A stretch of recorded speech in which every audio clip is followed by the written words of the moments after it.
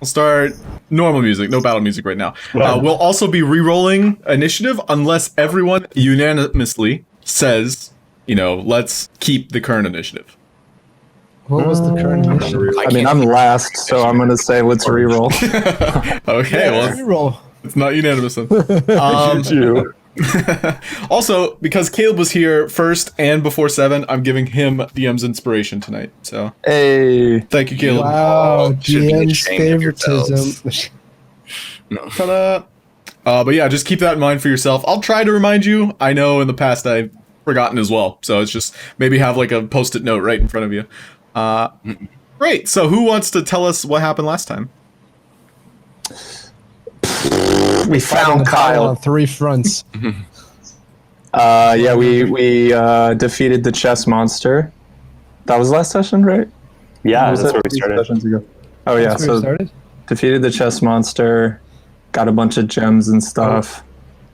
We lost DM. Oh no, how's he gonna know what happened? It's Lost Caleb. Oh, okay. Oh. Well, you and I don't black that too. What? Allan, your microphone's really glitchy, whatever you're using. Oh, Caleb's back. And we lost. Well, for Chris's Can't have benefit, both at the same time. Yeah, let's tell what I Chris remember what is I happened. broke my wrist, and then we fought a battle on 3 fronts.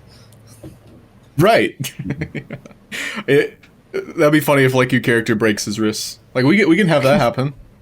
No, that's good. That's Realism. okay. Yeah. I don't need to. I don't need to relive this in the fantasy world too.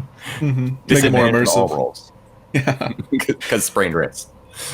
One thing to note is you, Laszlo, are currently staring into what appears to be a small portal. And there's like a shadow that's flying around the inside of this giant crystalline heart that's at the center of the tree. And so when you looked upon it and through it, well, you saw like what appears to be like a noble's quarters. You didn't really take the time to glimpse inside. Instead, you were too focused on the shadow that was moving all about the circumference of the crystalline heart.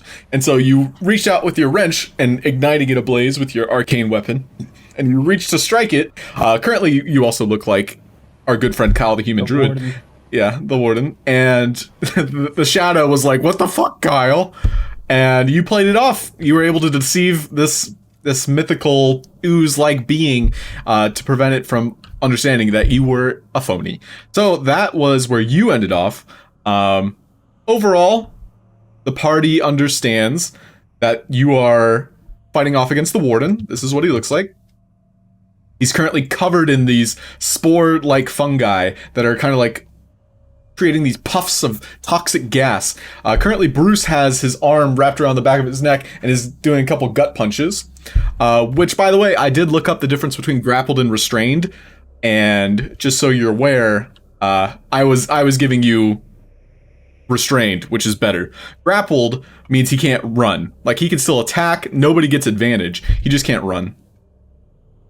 So there's a slight difference. But yeah, currently our friend Bruce Wayne has got him in a chokehold and he's giving him some kidney punches. You all are attacking him from all sides, but over on the eastern side of the battlefield, you have Salvatore getting coated in these beetles that reflect a prismatic light, trying to blind their enemies so they can overwhelm them. However, with the fire that surrounds Salvatore's blade, he's able to carve them up.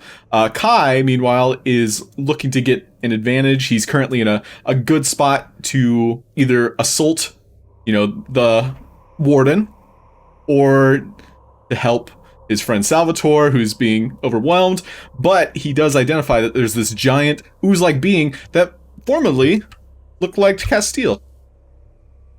And as he came through the entrance, the main entrance, mind you, to this altar for a Gaian tree, Terra Gaia, as he entered through, all the vines he just went around them. His body just kind of like separated and contorted, and it's now this big gloop of flesh, and it's swarming up towards the warden and Bruce. And yeah, Alonso, you're currently in a good strategic position, and Milo is casting some spells from the back. So that's where we left off. Any questions? We lost Dylan though. Okay. So I'll go ahead. Yeah, I'll reset combat. and then I'm going to roll for NPCs. And we're all rolling, yeah? Yeah, this is a fresh roll. So, this ooze now entering the fray. What's up? I said, dude, we rolled like shit. Yeah, everybody did. Hey, it was unanimous. So, this giant ooze-like entity, now taking the shape of like this giant bulbous blood clot, as he's pooling himself, following this bloodline. He's kind of sliding along the ground. Ooh. Sorry, I don't see myself in the tracker. Oh, I did delete you. Do you remember what you rolled? 7. 17.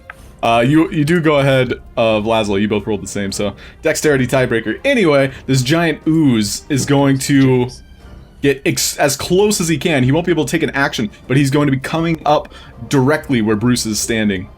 That'll be his turn. Cal the human druid, currently grappled, is going to use his fungal lair.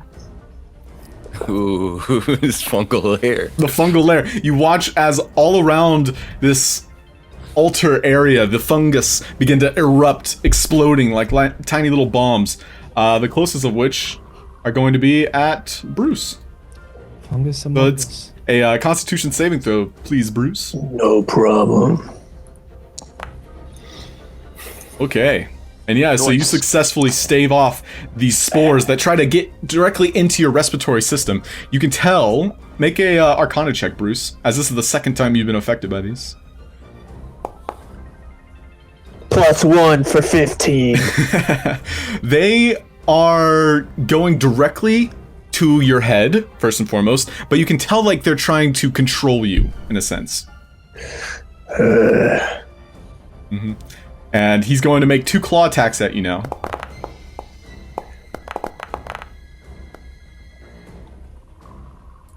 Uh, 13 misses, 19 hits. Yes. All right, he rolled high. That's 14 slashing damage. Oh, fuck. Yeah. All right, Salvatore, it's now your turn. Max damage. Well, Salvatore turns to Kai and he says, "Water boy, help our friend over there. I got these little beetles." And then I continue my assault with my rapier. Okay, stabbing away at these beetles here. Ooh, does it add my? Click the fast there. It should be automatically doing it. Did it add my right? Your right, as we've found out, is you click that button. Every time you want to use the right, as in like when it's on your blade, you click the button. Doesn't matter, you know, if you're activating it for the first time or not. Just clicking the button. So there we go. Yeah. Did it roll? Or There might be a secondary button. I do not see the button. Oh, there it is. There we go. 4. Yeah, 4 points of damage. Already activated, so you don't take the fire damage. And yes, your 15 will hit the beetles. Did it not roll the damage for you? No, it just says rapier. 15. Let me see if I can fix that right quick, just so we have it for the rest of the game. Right quick.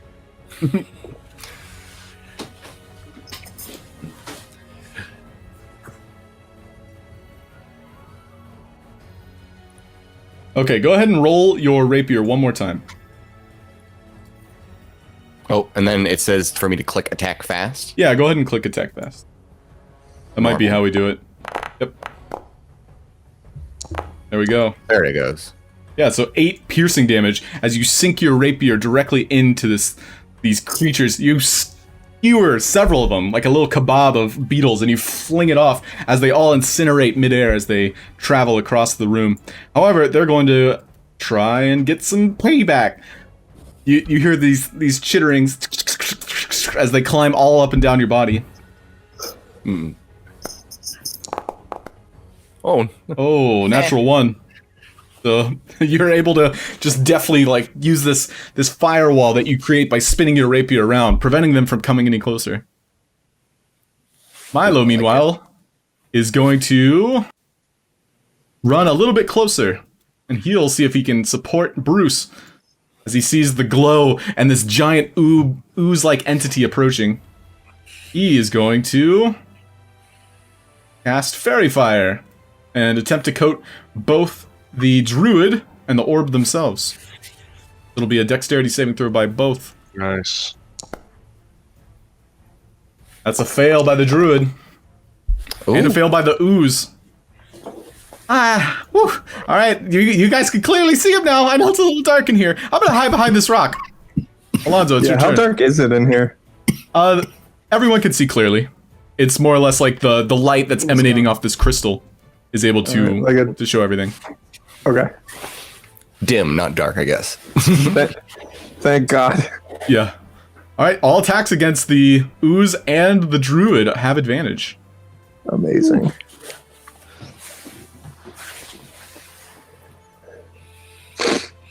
All right, it's Alonso's turn. All right, you lit him up like a fairy tree. I'm gonna go around. Let's see. Try to get a little better. Can I go?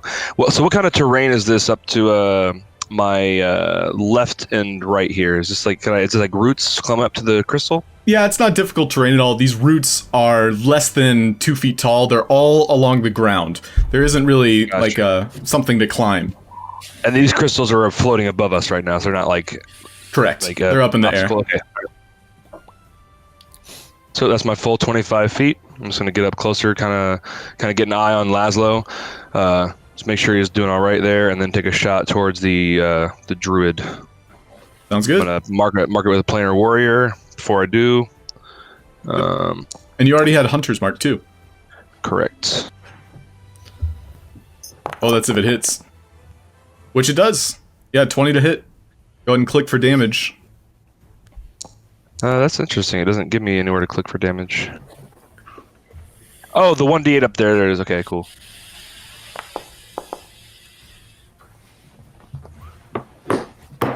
Nice. Yeah, very good. So 10 points of piercing damage as the bolt flies true, and then it sinks into its intended target, and you watch it kind of have this eruption of sound, like thunderous applause to your attack. And yes, that's quite a good round. Anything else you'd like to do? If I could, I would, but no, it's what you got going over there, Laszlo? Can I even hear him where I'm at? Yeah, he's pretty close. But aren't I like through some like weird portal? No, you did not enter the portal. You just kind of looked inside. Well, didn't I swing at the creature? Yes, just to give you a better idea of what you're looking at, there is a threshold. You're currently in the threshold, so think of it kind of like an egg. And so you have just like peeked through the shell, and then there's like the embryo, and inside the embryo would be the portal. And so the shadow is floating all around inside the embryo. Well, I'm still in character, so I'm sorry. I hate myself. That is all right. Advantage on performance. You're a method actor at this point. This Oh, guy do I have to acts. roll performance? Yeah, just advantage with performance, Okay. just for funsies. I'm just gonna roll it twice because I don't want to reach over for the. I am not sure that he's okay. Yeah. Alonso is now convinced that there are 2 druids named Kyle. Oh no! Don't hate yourself, buddy. All right, Bruce, it is your turn. You currently have your arm wrapped around this guy's neck, and you feel these spores begin to try and like climb up on top of you. Not gonna happen. So I will like to position myself on this side, just kind of do like a 180 and spin him around, and then get my foot up on his lower back, and I'd like to shove him towards this gelatinous thing. Ooh, okay. Yeah, go ahead and make an athletics check. Sick. Do I get advantage? Unfortunately not. However, he's pretty weak. You can feel his body is starting to decay on itself, and so you're able to push him 5 feet directly into that ooze monster. Are you still trying to like non-lethal him, or are you guys just going at it? I was just hoping this thing would be acidic or fiery in some sort, but I don't think it is. Oh, you're attacking the cube. My bad.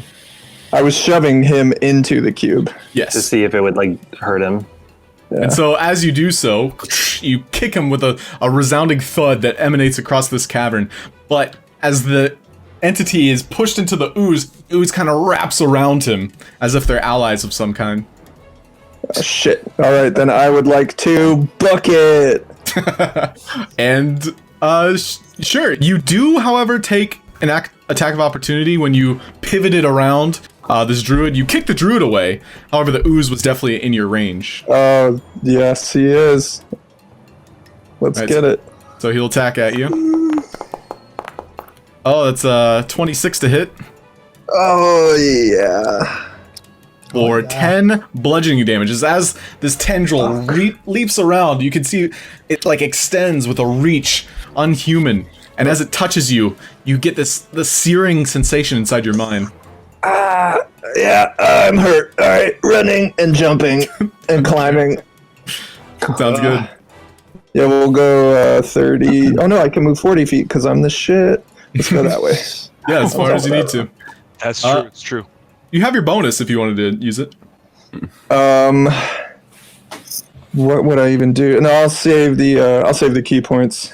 Yeah, funny fact, you might have been able to use your key point for like a smoke bomb, maybe? I'll have to reread it with you, but that might have avoided any attacks. Oh, yeah, my trinkets. Yeah, I'll read up on this.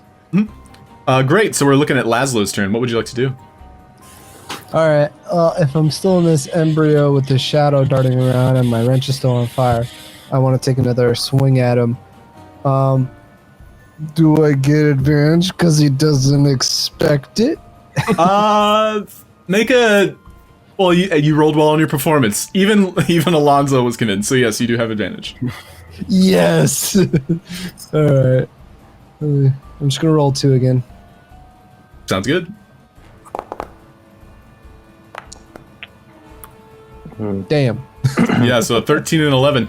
The 13 does hit, because he's a little bit preoccupied. And you can tell he's kind of like channeling. There's this sense of concentration that the entity is having. So, go ahead and roll your damage, if there's a prompt for it. It's 1d4, and then I add 1d6 for the fire damage, right? Yes. Oh, that little roll button's not working. Wait. Why is that not working? It's for your arcane weapon, so go ahead and roll your d6, like, yeah, manual. Yeah, I was trying to do it down at the bottom, but for some reason that wasn't working. Yeah, also your wrench, because you're proficient, you should get strength or dexterity added to that damage. So we'll also add, looks like you're more dexterous, so a plus 1. Yeah, a whole 1. So 7 points of damage as you knock this ooze directly on the noggin, I guess the ooze noggin, and it kind of jolts in this like vibration, and you watch it kind of like peel away from this kind of like inner egg sac like entity that is floating within this crystalline heart. And yeah, he'll make a Constitution saving throw to see if he can maintain concentration, and he does not. You watch as he peels off of the heart itself, and this resounding glow emanates from the crystalline heart. Yeah, he does enter the fray though, so he'll be rolling initiative on the next round. Anything else you'd like to do? Nah, man. No, I guess I'm within range, so I guess I'll just stand there and be like, I'm sorry. At this point, the time for mercy has passed. Kai, it's your turn. Is that what we wanted to happen? I think so. Maybe. I'm gonna get up here next to Bruce and say, is there any way we're saving the warden at this point? I mean, I did kind of like try to feed him to the tentacle monster, so I thought he was up there by the crystal. Oh, because of Laszlo? Whoops. All right. Okay, well, I'm gonna take my bead and cast Fireball on the ooze. Ooh. Oh, Okay. My Give him God. a Kamehameha. I don't think I had that item in my inventory, though. what? I don't know. I'll help you look. Let me check. Oh, it's at the top, very top, very top. How's that ooze moving on his, not on his turn? In your weapons section. Okay, that's where I'm looking. Oh. So you will need to roll, because it looks like I didn't have it as a clickable button. So instead, you'll want to roll the damage for Fireball. So it'll be 6d6, I believe. So It gives me... I don't know... or 8d6, sorry. /R. That it gives me like a use this to attack Right. kind of a button. Yeah, that's what I was just saying. So it's more or less inventories. So what we'll do is we'll do it manually. So go ahead and do type /R space 8d6. And this will be fire damage, and I will contest it with some checks.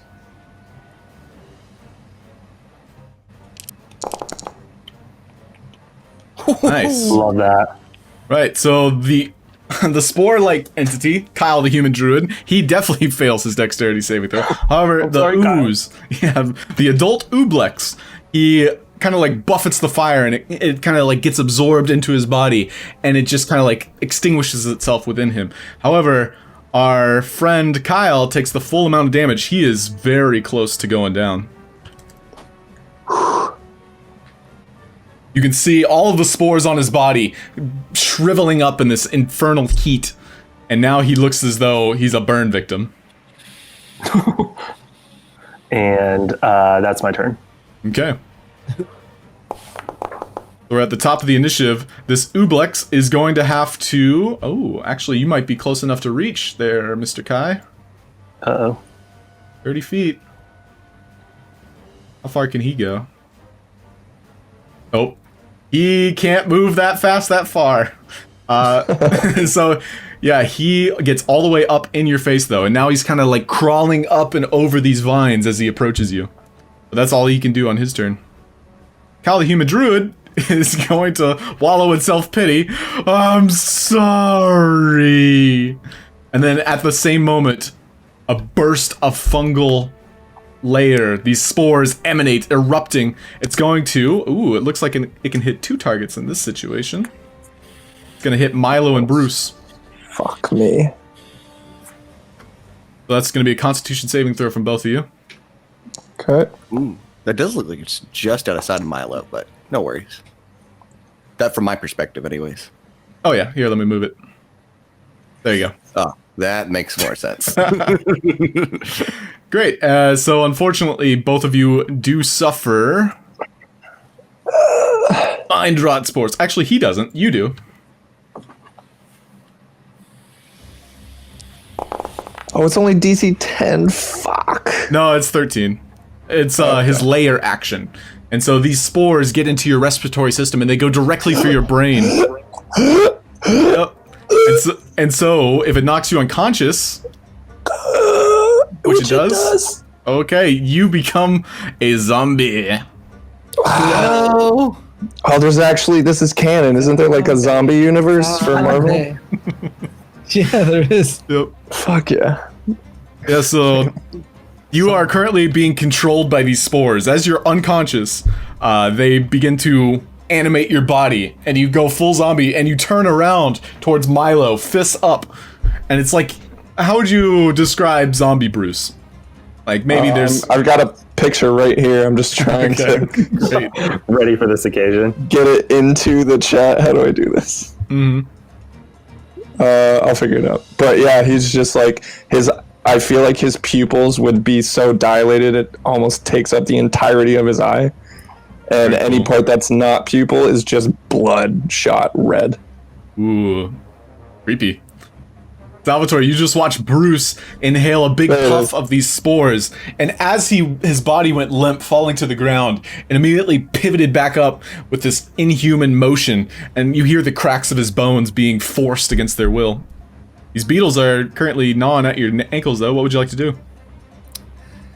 As much as Salvatore would wish to help his friend, he has some beetles to deal with. And he continues his assault against these vile beings. Okay. A swing and a miss, unfortunately. Oh, yeah. Zombie picture. That's great. Mm-hmm.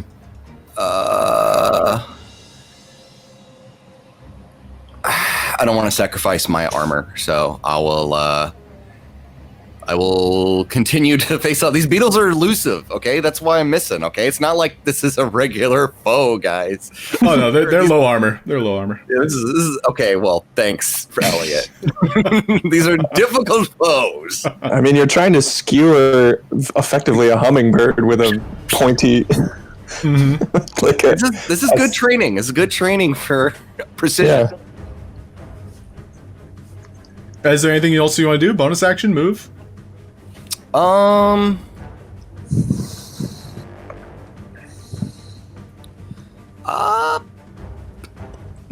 the only bonus action I would want to do, I don't have availability to do it. So I'll just I already have my runic Mangosh up for armor, right? Right. So if you choose to attack with it, you lose a point of armor and you can't make any reactions. Let's just say, for example, the beetle swarm attacks you and they rolled, hecka low like you did. You'd be able to riposte, parry it. But if you attack with it, you do not get that option. Yeah, no, I'm gonna stick with that just in case they roll hecka low. Okay. So yeah, they are. What would they have to roll, by the way? Hecka low. Hecka low. So if you read your item, it will tell you they are going to attack you, and it has to be a certain number underneath your armor class. So go ahead and read it, and just I'll read that, and you continue on. All right. So they are going to attack at you, and they do in fact roll hecka low. Oh! They don't roll damage. Ignore the damage. But go ahead and click Repose for us. All right. Is that parry? Oh no, Yes, parry. I believe it is parry. I say Repose because that would be the word used. Riposte. Riposte. I don't know. Riposte might be. Right. I don't know. Repose. I keep clicking the dice and that happens. So, I don't think you read it because you get an attack. Oh! Frick. I didn't read it all, I just skimmed. Okay, I'm a skimmer. Alright.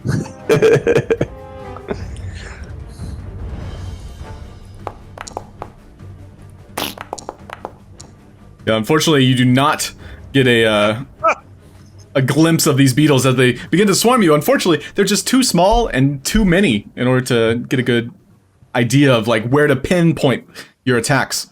Also, because now I'm reading it myself, it needs to be 10 or more. But, you failed anyway, so it's okay. Yeah, I need one more. Yep. Alright, so Milo is gonna go ahead and finish off the druid if he can. Oh, jeez. Light crossbow! Okay, that misses. Ah, damn it! And instead, he's gonna. I know, right? These beetles! He's gonna pass through his spellbook here, see if he can do anything. And he looks over at Bruce, who looks very difficult to pin down. And he's currently going to be running from Bruce, because it's clear Bruce is going to be chasing him. And he'll do his full movement to get behind Alonso. So this demon is going to lash out at our good friend Laszlo, who looks like Kyle the Human Druid. I'm sick of your shit, Kyle!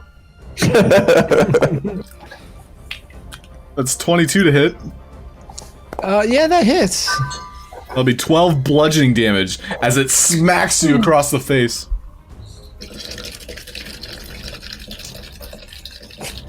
Is someone peeing? That's Yeah. pouring a drink.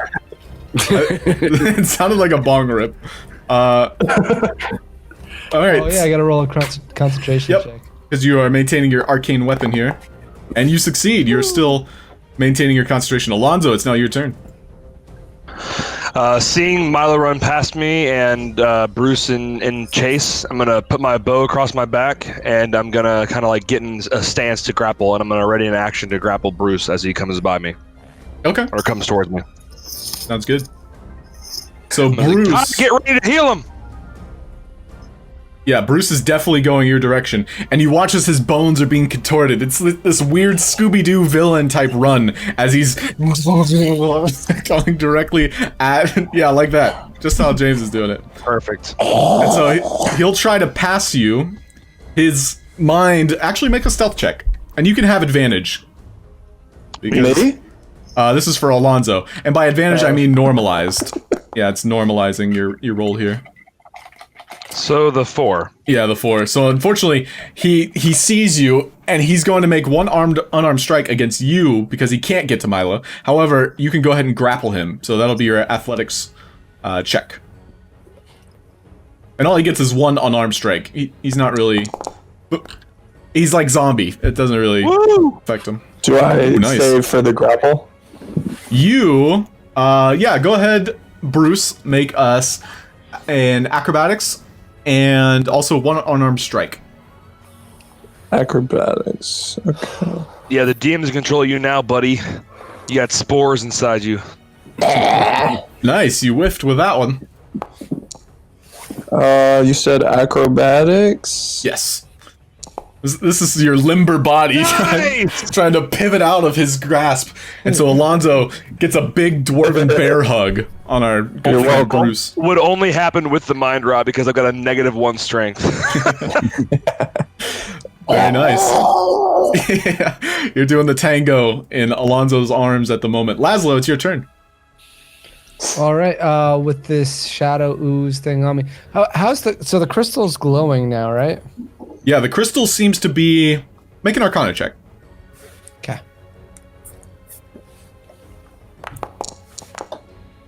As you're gazing upon it, this heart, which had what you would assume is an irregular heartbeat, seems to be maintaining a good pulse now. And it seems to be kind of like flushing out whatever was hindering it before. Okay, so this is good. I'm just gonna keep swinging at this shadow ooze thing. Okay. Then. And it appears to be the color of like amber, and it seems to have absorbed a lot of the earthen essence of the tree itself. God damn it. So a 12, unfortunately, just misses. Okay. Well, then, Anything else you'd like to do? Am I still in transformation? Also, I'm looking here, from what we kind of agreed on, the wrench uses a light hammer, which is a finesse. Oh, wait, no, I'm sorry. Light hammer is not a finesse weapon. It reads like a dagger. Anyway, sorry, paused, unpause. What are you doing? Sorry, what was your question? What I was gonna ask was, am I still in transformation? Yes, because it's not requiring concentration at all. Okay.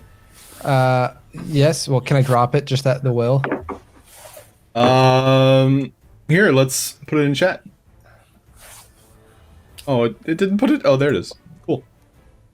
So it's basically like you're affected by the Alter Self spell. It lasts for 10 minutes.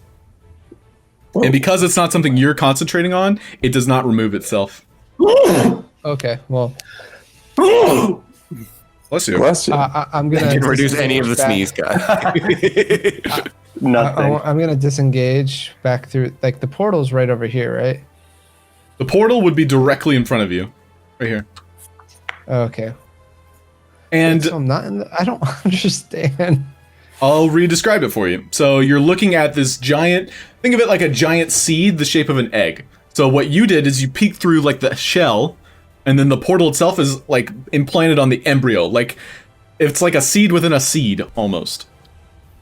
Two So layers. the embryo, yeah, like 2 layers. And so this embryo is like very soft, squishy, like it's definitely the core, the heart. And what you did is like you peeked through the veil. Like the veil would be like this outer perimeter that protects it somewhat. So would I be able to disengage over this way, over here? Yeah, because your goblin racial feature, right? Yeah. So yeah, you disengage from this sap demon as it tries to lash out at you, and you're just too nimble. Even though you're not really a goblin at the moment. Your intuition kicks in, your instincts, your flight or fight response, which you always flight. And that's your turn? And then I want to, I want to like, to my allies and friends, be like, we need to kill this thing. Like this is what's, or I'll try to do a Laszlo voice if I can. Okay. This seems to be affecting the heart in some way. To like, I'm like struggling with Bruce. Yeah, I know. I'm trying. So Alonso, having been convinced before that you were Kyle, your voice is the same. It's only your appearance that's different. So yeah, you still have your squeaky goblin voice. Well, I saw him turn into Kyle from his form, right? I was just saying, I was convinced he hated himself. He was being a good method actor, so you were somewhat convinced. However, Kai, it's now your turn. You look over at the human druid, Kyle, and these spores are starting to peel off of his body. Go ahead and make an insight check. All right. You were briefly aware of Bruce becoming infected by the same spores. You think that taking care of Kyle, no matter how you do so, might remove the threat of the spores. Okay. And I am right up against the ooblet, right? Yeah, he's currently crawling over these vines, these giant roots, trying to reach you as the closest target. Okay, I'm going to Misty Step away from him.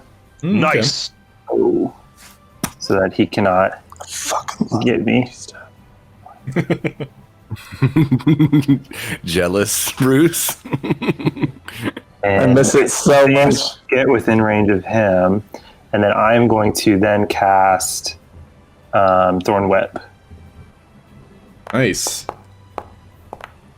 Oh, Yeah, unfortunately, your thorn whip, as you come out of this mist, you project yourself exactly 30 feet away. However, it's just a little bit too disorienting, and you're unable to lash out and reach him with the expertise that you've been practicing. that would have been cool. And then I still have my movement, I think, right? Because I You cast do. the spell to move. Okay, so I'm going to back up just a little bit. Yeah, and so now you're waning into the water. You can feel the presence of the daughter tree start to aid you as a druid. However, there's blood all around your feet, and it feels It sickly. ages me. It might. Who knows? Too bad I can't walk on water yet. Oh, by the way, this is something I should have reminded everybody. You get advantage on the two fairy fire targets. So I would like for you to roll one more time, Kai, On my on your thorn whip. because that's a spell attack, isn't it? It is. Hey. Ooh. Yeah, and so much better. as your feet It's a touch crit. the water, yeah, it's a good. Oh, 2 piercing damage. Crit. And so as your feet touch the water, you watch as the tendrils of the tree itself kind of lash out in response, almost like emphasizing your first strike. And they lash out at Kyle, the human druid, and they pull him down into the ground. And you watch as the last breath of life, if you could even call it that, leaves his body. Kyle, the human druid, is unconscious. What? 2 Fuck points? yeah, Nice. Yeah. Nice. Okay, so My turn. that was your turn. So this Ublex, what's up? Thinking he like wrecked that thing's like life. I was like, woo, there you go, Kai! Woo! And so one thing you'll notice as you're grappling Bruce, that his body that is contorted with this vicious undead presence inside of his body, it just leaves through his breath. These spores, like he coughs them up. Go ahead and make a Constitution save, Bruce, as you're unconscious, but your body is trying to, cough out these spores, and they do so successfully. So you are no longer being controlled. Still unconscious. Still unconscious, but you fall limp in Alonso's arms. Restoration's expensive. That's definitely a bonus. Yeah. Yep, so this Ublex, however, is going to approach Salvatore. No. What's it going to do? It's going to hold person. So it's a DC 15 wisdom saving throw, Salvatore. As this giant glowing mass, this blob that looks to be comprised of mainly blood, begins to swarm you. And you watch as these tendrils kind of create these hypnotic little like So lame. yeah, so lame. These pseudopods begin to hypnotize you, and you are completely unable to move your body. You're currently paralyzed. And that's his turn. Salvatore, you are currently paralyzed. What can you do, if at all? You'll have to make the save again at the end of your turn. I can. I'm paralyzed, right? Mm-hmm. So, not much. I will just roll. Yeah, go ahead. Make another one. Yes. Good luck. What do I have to make? It's the same button. One? Same button. Oh, I know. I was just wondering, what do I have to make? 15. Yeah, it says it on it. Unfortunately not. Oh, plus Very one. close. Wow. Yeah, very close. Hey, All just a friendly reminder, you have inspiration. Ooh, can I use it? Yes, yes you may. I use it. Okay, go ahead and re-roll it. I thought it would just give me some points. Just a +1. So yes, same button, DC 15. Nice. There you go. And now you feel the blood inside your own body begin to boil in rage. And all of a sudden, you break out of this hold person spell. This Ooblex gurgles in disappointment. Gurgle, gurgle.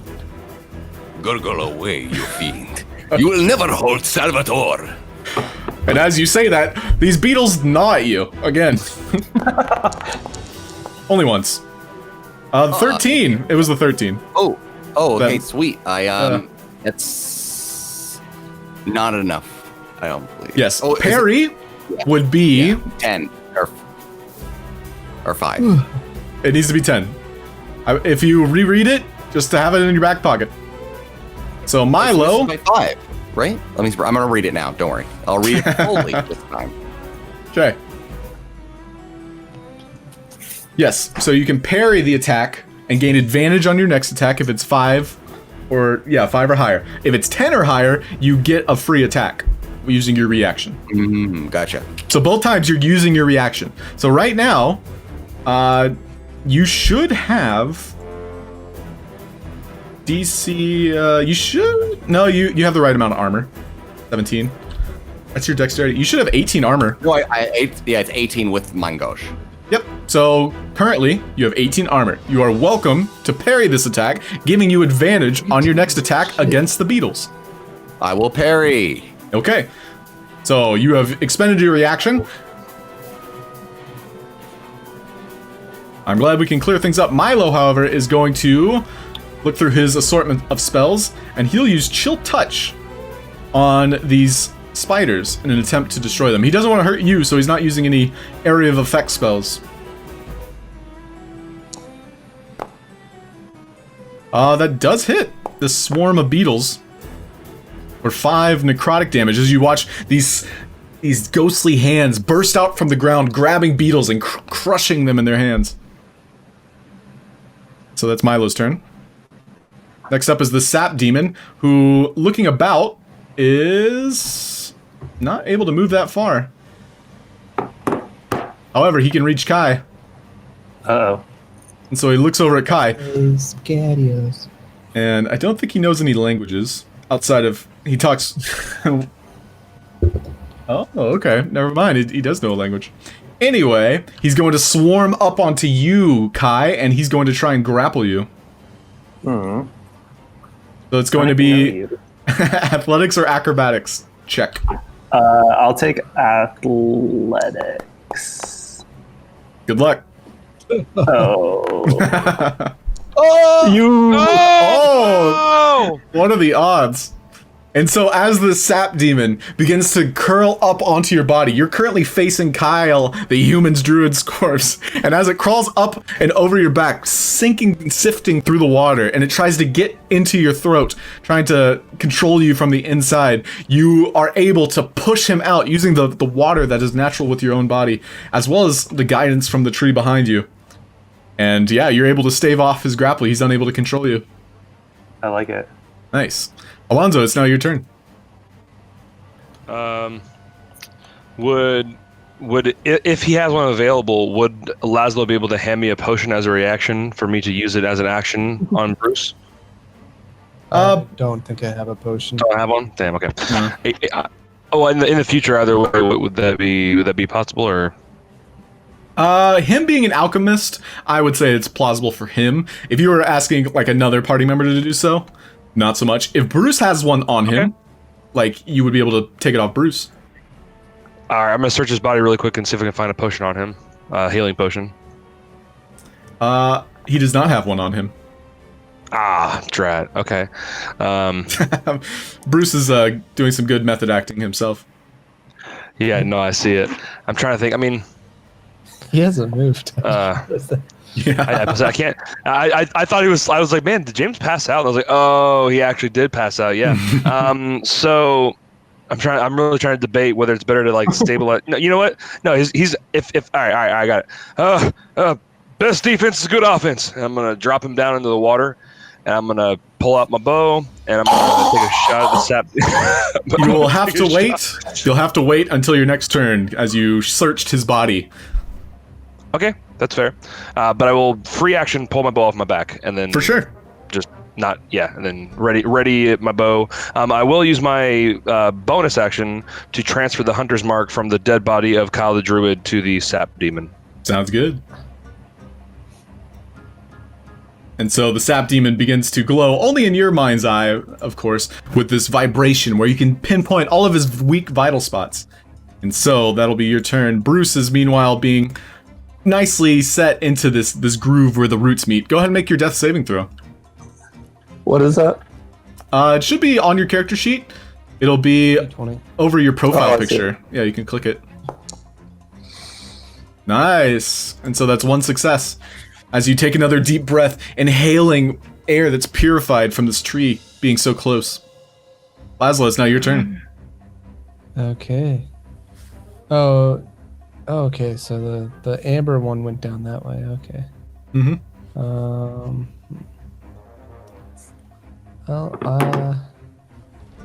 So this shadow, it looks amber, not like acidic or poisonous. Make an Arcana of check. any nature.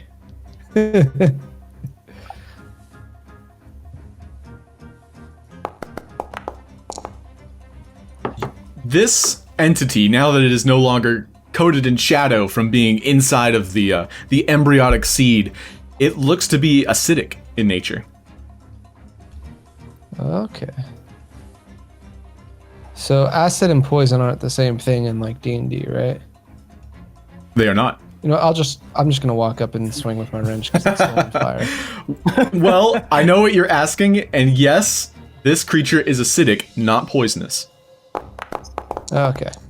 Motherfuck. Yeah, unfortunately, with your wrench, yeah, and your newfound height from your Kyle the Human Druid body, no, that does not hit.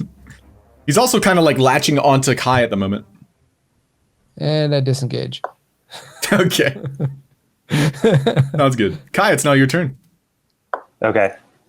Would I, because we're standing in a pile of water or a pool of water, can I somehow freeze the water underneath him to prevent taking reaction damage as I move away?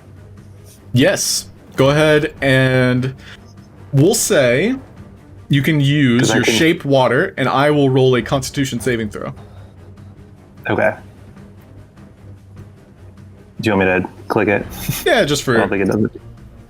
for reference. There we go.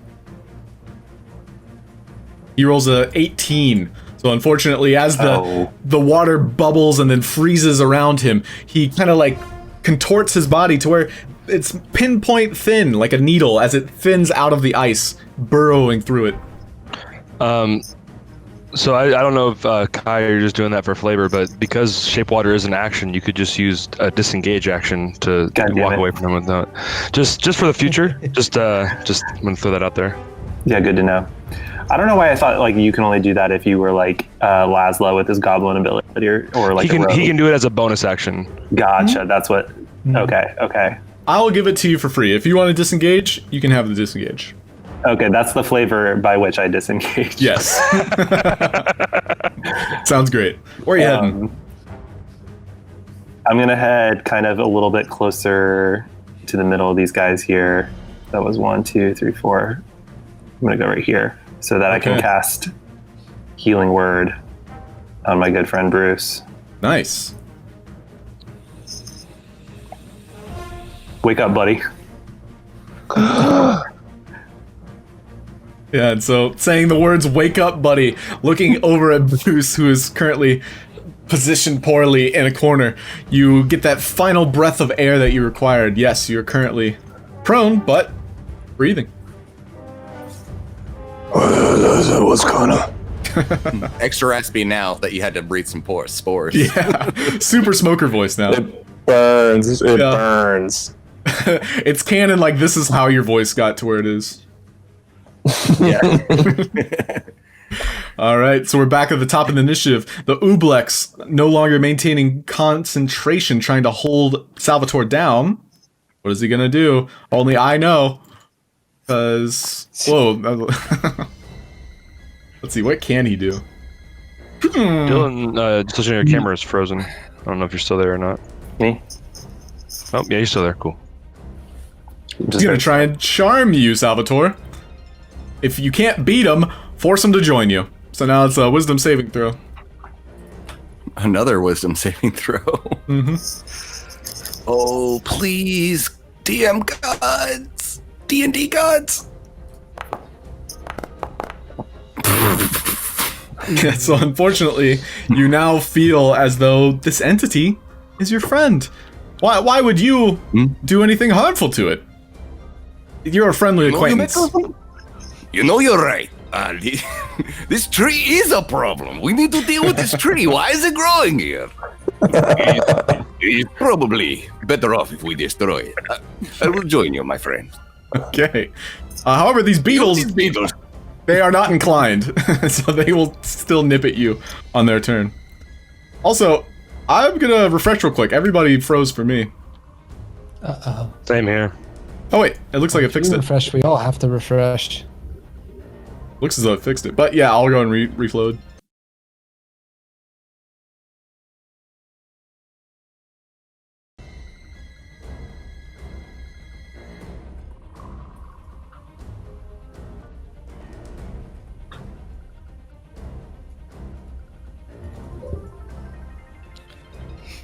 Wait, did you refresh, Elliot? I did. It might not have kicked everybody. Yeah, I never left. Mm-hmm.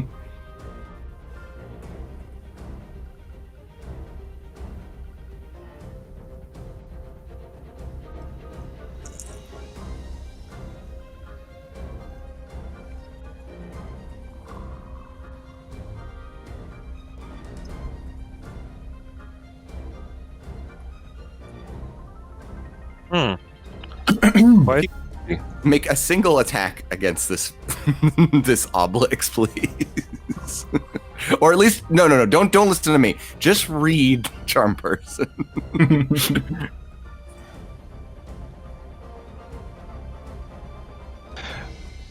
Well, Caleb, what that means is that one of his companions would have to hit you. Oh, so these beetles are his companions. So if they hit me, Maybe. or are they just beetles? They're just like regular old beetles that have nothing to do with the Ublex. They're just fucking beetles. I guess we'll Everybody find knows out. beetles don't make friends. They're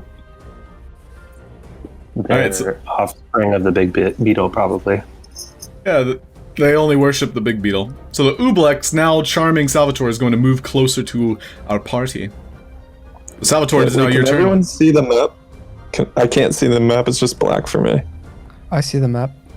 Really? Yeah, Yeah, but I never left. I'll put your character back in. See if it fixes it. Okay. You might need to.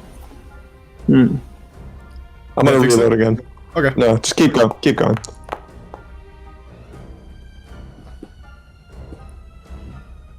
All right. So Salvatore, what are you up to? We have to clarify. Do I think these beetles are my friend or a foe? They are not a companion, for the ooze. They are still nipping at you. They are not friendly in any way. You can still attack them. You can't attack the ooze. Yeah. Okay. Well, I will attack the beetles because I've been so successful at that. Hey, That hits. Hey. Oh, plus my Rite of Flame. Yes, please. An extra 3 on top. Oh. Very nice.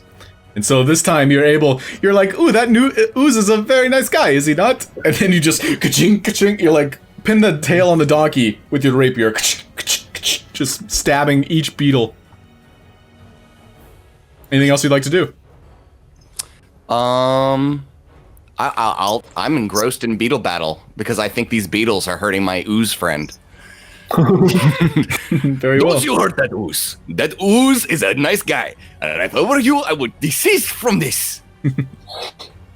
Okay, and so this swarm of beetles, now limited in number, you can see there's about 8 remaining. They're going to try and hit you. Which they too have not been able to hit you. And so they still fail to do so. Yep, but not enough. They need to fail a little bit more for me. Mm-hmm. Oh, they have disadvantage. Okay. I mean, they still missed. But I'll roll again. Oh, they would have got you. Oh, man. Alright, so Milo's turn now. As these beetles are still nipping at you. You're just one-on-oneing these beetles at the moment. Mm-hmm. You can call it that. 8-on-1ing, really. So Milo, looking at this ooze begin to approach, he's still maintaining concentration on that fairy fire. So instead, he's going to blast it. He's gonna whip out one of these new spells that he researched before coming. Oh, I promised myself I wasn't gonna use this indoors, but here we go. Gonna cast Agnagazar's Scorcher. Ooh. That just Dexterity fireball. save. Pretty much. And so a roaring flame, 30 feet long and 5 feet wide, emanates, impacting this ooze here. And so they are able to split themselves directly in 2, kind of trying to part out of the way of its path. However, they still get nicked for 6 points of fire damage. Well, that was uneventful. And so next up is the sap demon, who is going to... Let's see, he's got 2 targets in his range. So who's he going to fight? Who's he going to try and grapple and get inside their body? Going for Kai again. Oh. And he's going to try and latch said- out at you. You said 6. Is it resistant to fire? So the way Agnazar's Scorcher works is if they succeed... Oh, they did not succeed. So yes, he does take the full 12. I read that wrong. Thank you for clarifying. That'd have been real funny if Dylan he rolled another one. I thought you slipped up and then let us know that he was fire resistant, like on I accident. got a plus 2, so I would have tied in at the very least. Yeah, it would have been like just like when Like, you rolled oh the my natural 20. It's same as him. So yeah, he is unable to grapple onto you. So it's Alonso's turn now. Okay, so Bruce, to my knowledge, just like without having to make a check, does Bruce like has ranged weapons already, right? Yeah, he's got batarangs. Okay, keep your distance, Bruce. These things are too dangerous right now. You're looking pretty rough. And I'm gonna also have to step back myself,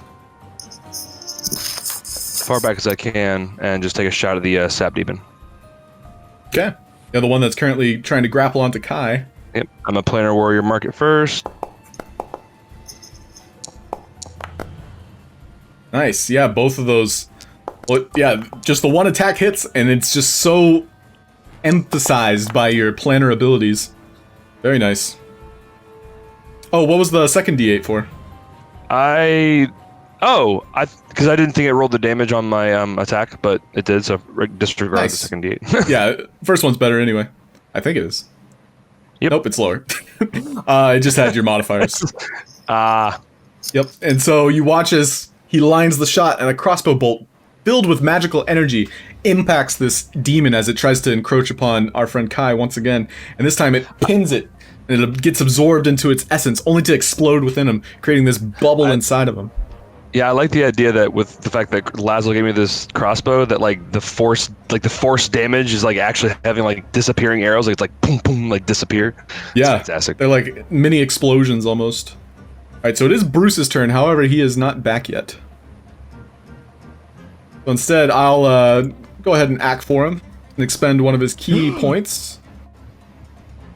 Oh, he's typing. No, it's Allan. Says no. How could you use his abilities? You fiend. I love this thing, Laszlo. All right, so he's going to send out 2 batarangs directly at the glowing sap demon that is encroaching upon Kai. It's gonna be real awkward when I get a gun. Oh, nice. Bruce is back. It's your turn, Bruce. Hey.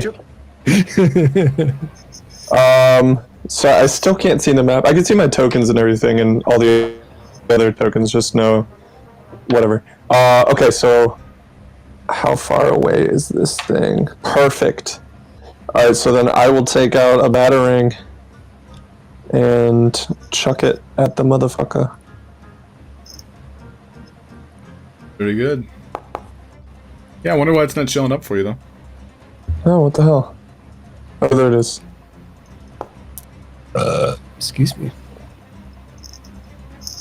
Very nice. Are you using the key version where it can disarm or any of that jazz? No, just the damage dealing. Sounds good. And so you've Yeah. Just because Bruce wasn't here, I did holler at Bruce to keep his distance because it was getting dangerous. Just so you know, while you were here. Oh, I know. I'm not feeling well. Yeah, that would be that, and I'll try to find like a little nook or somewhere where I could duck. I'm looking for 3/4 cover if possible. yeah, unfortunately, you would need to go real deep in, like behind these mushrooms almost, if you wanted to find that much cover. Yeah, right now, these are Okay. all like vines that are laying along the ground. Okay, so these looks like crystalline things. Those weren't. They're all they're kind of floating. Yeah, they're floating in the air. Got it. Okay. All right. Go as far as you need. Take your full 40. And then Laszlo, what would you like to do? I can't see where I'm. Oh, okay. I'll move you. I got you. There, whatever's there. Okay. Very good. And yes, you do feel like you're concealed at the moment. Laszlo, it's your Okay, turn. cool.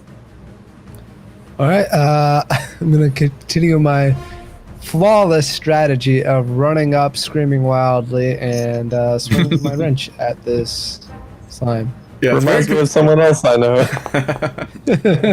it's very confusing to see too because you look like Kyle the Human Druid. And yes, that does hit. Go ahead and make your D6 roll too. Yeah. As this time you slap this ooze off of Kai as it's trying to get inside of him, and the fire impacts, creating this searing blow on top of him. An extra 3. Anything else? No. That's it. It's looking real weak. It actually make a insight check, Laszlo. Okay. And Kai, you can make Oh, yeah, it too. there is something else I want to do. I want to run away. Oh, sure. Nice.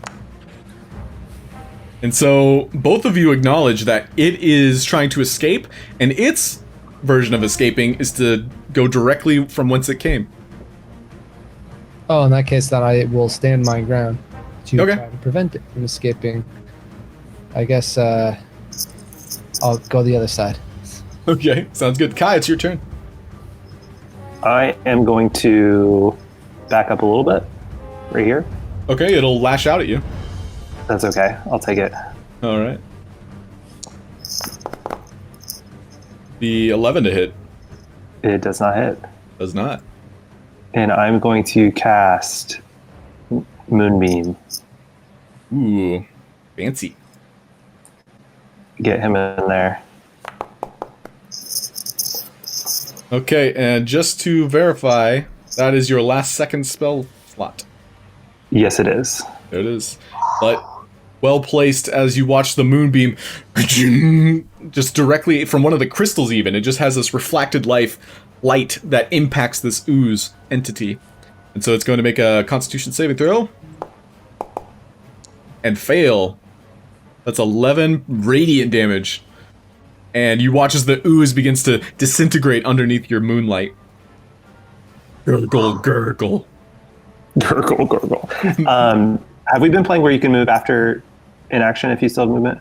Yes, go ahead. I'm going to move a little bit more this way. And that's my turn. So this Ooblex, not even remotely aware of what's happening on the other side of the battlefield, is going to approach and reach Milo, because it still believes Salvatore to be charmed. Of course, Allan. We're going to be taking a break relatively soon. Hopefully combat will end in just a few moments here. Unless I completely absorb Milo into my body. 15 hits.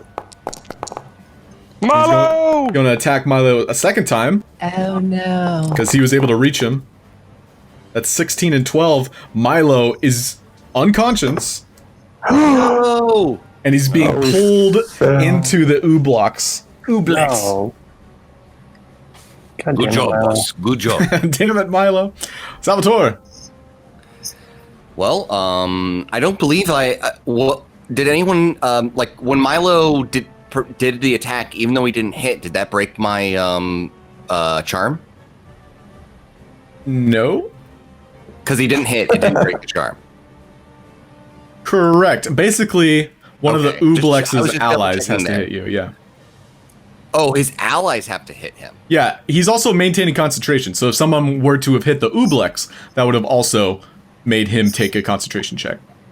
Okay, so I'm still charmed, and I'm still completely enthralled with these beetles. I wish to attack them again. Sounds good. Yes, that definitely hits. 8 piercing damage. Add the fire. Oh, does Add that it. add Reddit? Oh, it did add. Okay. It did not add it. You have to roll it. Oh. I'm sure one of these days we'll understand it together. No, I'm learning. And by us, he means you. Also, it's Rite of Flame, yes. There you go. So yes, with the fire embezzled around your rapier, you do one quick motion, stabbing all 8 of the remaining beetles with this flurry of fire. Boss, I got the beetles. You look over at the Ooblex and it just waves a tendril and then slams it down on Milo when you're not looking. Good one, boss. Good job. Okay, would you like to move somewhere? You currently believe the Ooblex to be your ally. Yeah, I was like, I must protect my lord. And sorry. Well, think of it this way. He's kind of like a third party in this whole situation. Maybe the Beatles were the real enemy, so maybe your new objective is to convince your friends that the Ooblex isn't so bad. He's not so bad. Why are you absorbing Milo? Oh yeah, so that's what I'm doing. So 5, 10, 15, 20. There we go. Okay, sounds good. As So Milo, boss, he's not as bad as you think. We're all on the same side here. We are very good friends. So Milo, his head currently being absorbed, kind of is trying to like shout at you, but it's like screaming underwater type sensation where he's looking at you. He's like, and you can't understand what he's saying. I get it. He's great. He's a cool guy. I get it. Alonso, Okay, shit. Seeing Milo like that, I'm gonna sling my bow over my back, or sling the crossbow over my back, because that's what I've been using. And I'm gonna rush forward, and I'm gonna try to grab him. And he's not like grappled yet, right? He's just kind of like getting ready to get right? grappled. He's not currently grappled. No. All right, so I'll just action pick up his lifeless body, or his unconscious body, and then with the I'll just take the risk of taking the shot from the pseudopod and move 5 feet, my last 5 feet away from it. Okay. Keeping Milo like on the opposite side of me, like away from the pseudopod. Sure. So you're kind of like slinging him behind you. Is that the idea? Pick him up over my shoulder, but like kind of like like stiff arming the Ooblex and like keeping him keeping him away from the Ooblex, but like carrying him if I can. Well, judging by your strength score and how Probably not. far did you Probably go? Yeah, how far did you go? I only moved. I moved 20 and then 5 feet back. Okay, so that's about as far as you'll bring him. It was about there. Right. Sounds about right. Okay. Okay. So what? All right. So what you were thinking then? What if I stayed next to the Ublex and toss him? Can I make a check for that? Sure. It would be a strength check for sure. Got it. Strength. A flat strength. Yeah, flat strength check. As you're trying to save your comrade. And yeah, you're able to get a grip on him, and you're at least able to push him or yeet him an extra 5 feet out of combat. Fisticuffs towards the Obelix, so that's my turn. Okay, sounds good. Oh, Bruce. bonus action, switch my Hunter's Mark to it. Sorry, that's the turn. Sounds good. Okay. I'd like to move up and through the wall if possible. I still can't see where I am. I'm trying to get within 20 feet. No walls here. You are actually very close to Milo's body. He looks very weak at this time. Oh shit. You know what? Yeah, you know what? I want to go to him instead. Okay. And just kind of get some distance between him and the action. So I'll just pick him up and drag him to safety. Yeah, And then you're an him and athlete. I will chill together. Okay. So yes, taking the medic practice and wanting to save your friend from any more harm, and he's currently breathing still. Like, he was able to succeed on a death saving throw. So he's taking these short, hollow breaths, and you're able to, get a arm over your shoulder and pull him another couple feet. Go ahead and make a strength check yourself, or I guess you can't, huh? Strength check. Yeah. Yes. Question: if I picked him up to move him, is that considered an action, or could I also try to stabilize him? If you want to do a medicine check, that would be to stabilize him. You wouldn't be able to get half as far if you're carrying him as well. Let's get him to safety first. Okay, great. So you'll be able to bring him way out of, like, pseudopod's reach, so to speak. Like, he would need to really charge at you in order to reach you and Milo now. Okay. So you're in a good spot. Great. So that's your turn. Laszlo. Wait, is the ooze thing in front of me not dead? He's dead. He's dead. Oh, okay. Thought so. I was gonna ask the same thing. He's alive. He's dead. Okay.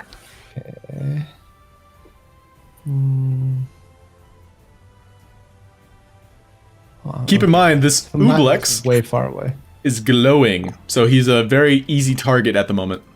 Actually, no, he's not, because Fairy Fire would have dropped, because Milo's unconscious. Dang it.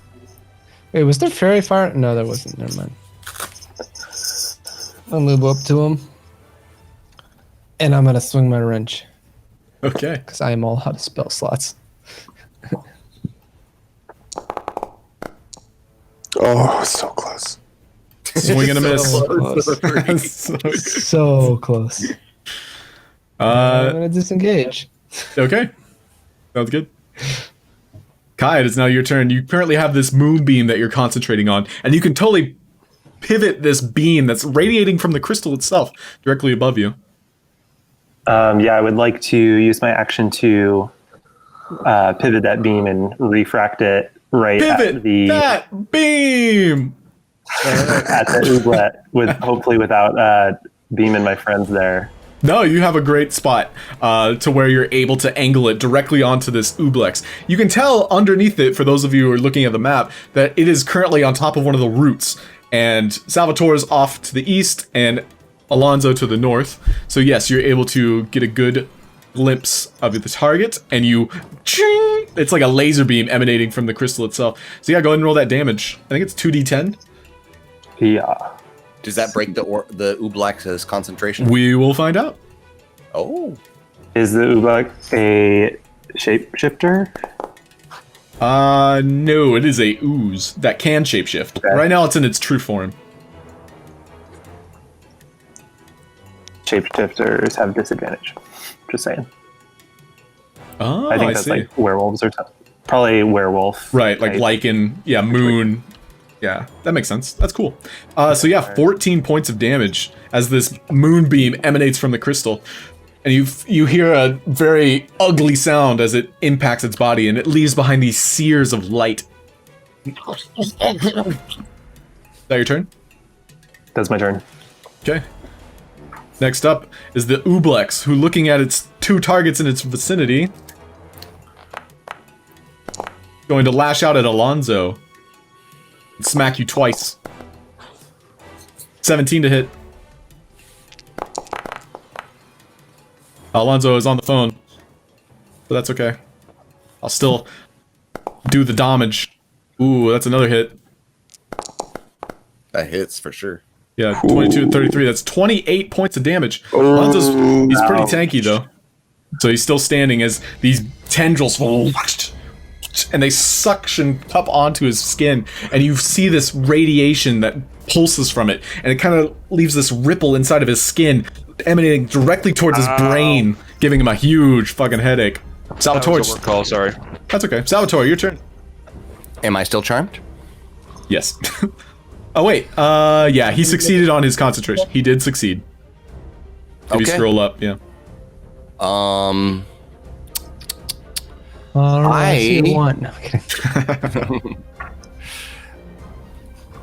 Ooh, I still have a Maku's potion of healing on my personage. You do. I'm going to, let's see, can I even make it? 5, 10, 15, 20, 25, 30. Yeah, that's within my movement speed. So I'm going to move 30 points to here, and then I'm going to use my Maku's potion on Milo. Okay, and as he is... Yeah, he probably wouldn't attack you. You're charmed by him at the moment. For the most part, yeah, you definitely got out of the danger zone. Go ahead and use your Maku's potion. Click the button. Maku. So Milo restores 5 points of health there. And he like chokes up the healing potion for a split second. Oh, I jostle Milo and I'm like, we must convince the ooze that you're not evil. Please convince him the best way you know how. that shit spawn won't listen to us. Salvatore, please. And he'll slap you. Oh, does that give me concentration? Make a wisdom saving throw. Yes. Thank you. You fail. Oh my gosh. I was like, why do you slap me? Use your magic to convince him. So Milo, getting now to his feet, he won't be able to move very far, but he looks through his spellbook. Guys, I can try the fire again. I think it actually helped. And for the record, it did help when the fire impacted him. And so he'll get as... Yeah, I'll say that's as far as he can get without hitting Alonso with a new beam of scorching fire. It's going to impact the Ublex. And it rip-roars from his hand. And as the beam impacts him, he does succeed, so he's only taking half damage. However, this ooze looks a little bit weary as the fire is now coursing through its body. It's trying desperately to make it process it and just spit it back out. Currently, it's preoccupied with that. Alonso, it's now your turn. Disengage Okay. and run behind and slide between Salvatore's legs. You fucking moron, help us, please. I am a moron. You are a moron. The goose is a nice man. Oh, He is- concentration, right? Oh, yes, he does have to make it. And he does. He's still charmed. Damn it. Bruce, what are you doing? Charm isn't even constitution or concentration though. Charmed You person? wouldn't have to make that save. Yeah. You wouldn't even have to make a save. True. Yeah, so I'm just doing it for fun at this point. Oh, man. What do you want to do, Bruce? I honestly don't know. How far is he? 35. Alright, I'll just get into a position. I just want to get some damage on him. So I'll have to get to here. And I'll just kind of say to Salvador, be like, that thing is not our friend. And then I'll throw a batarang. You Oh, don't know yeah. Mr. Rules like Yeah, I that know impacts. Mr. Rules.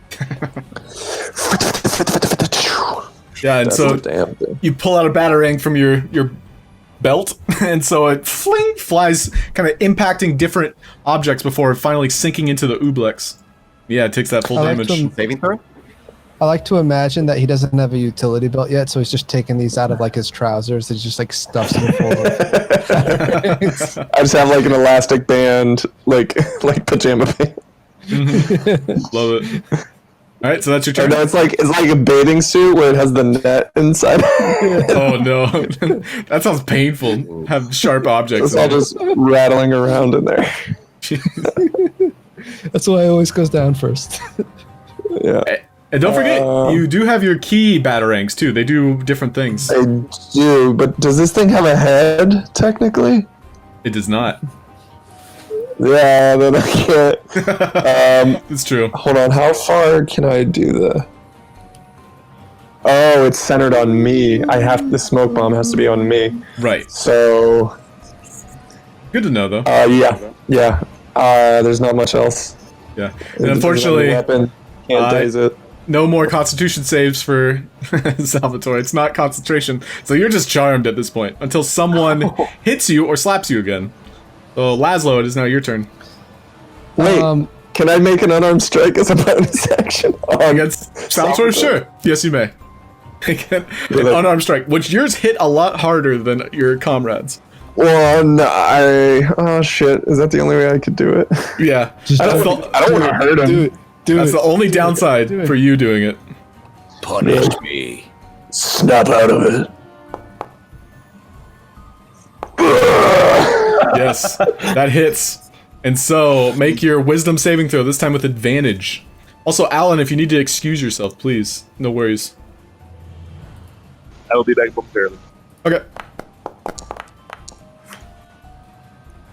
Yes, you are no longer charmed at this moment. Ow! What was I thinking? I'm sorry I had to. No, I appreciate your exuberance. I was acting a fool, as some might say. Let's get our head. Get your head in the game. I like your style. Okay. Alright, so now we're at Laszlo. What would you like to do? So the fire seems to be reacting to the fire in a like it doesn't like it kind of way. Essentially, it is so focused on getting this fire out of its body that if it tries to attack, it will be at disadvantage. Okay. Well, then I will keep attacking with my fiery weapon of fire. Please hit.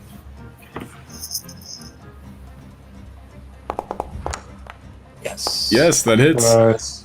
And max Nice. damage. Oh, it's giving me -1. Because you're using strength. It's a light hammer. It's a wrench. It's a light hammer. If, we'll say, just for funsies, like if you want to downtime spend more time with it, we can make it to where it's a finesse type weapon, which would use your dexterity. But because it's a wrench, you're just hitting things with it. However, that's good damage. And it's also doing fire on top of your wrench, so that has a adverse effect for the ooblex. Ooh. Anything else you'd like to do? Yeah. Disengage. Okay. So you moved 10 feet to get to him, so you have another 20 feet. Okay, I'm gonna move the opposite way of everybody. Alright, Kai, it's now your turn. It's All right, Moonbeam still on him. We'll roll for the moonbeam. Alright. Hello. Very nice. So he'll make, I think, a Constitution saving throw. I'll just put it in chat one more time, too.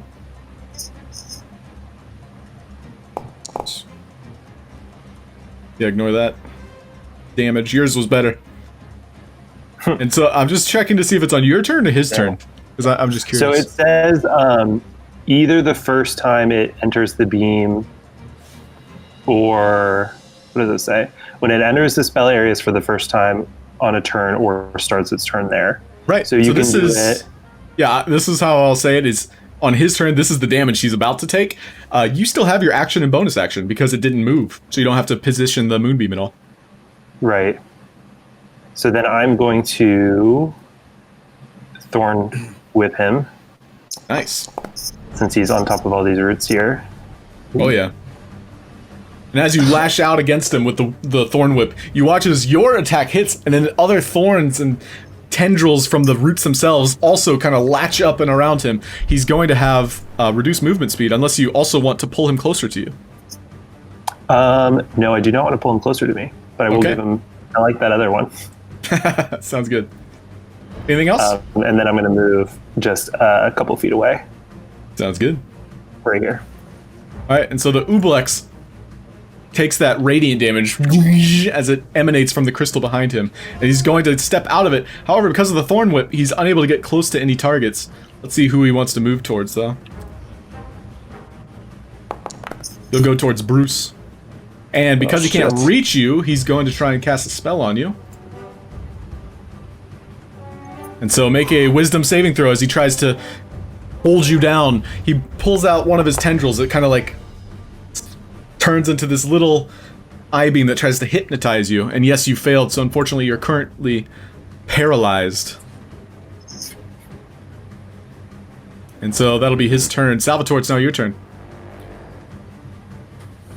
Having realized the ruse I was put under, and seeing my dear friend Bruce being tangled, I remove forward and accost this beast with my fairy rapier. That's good.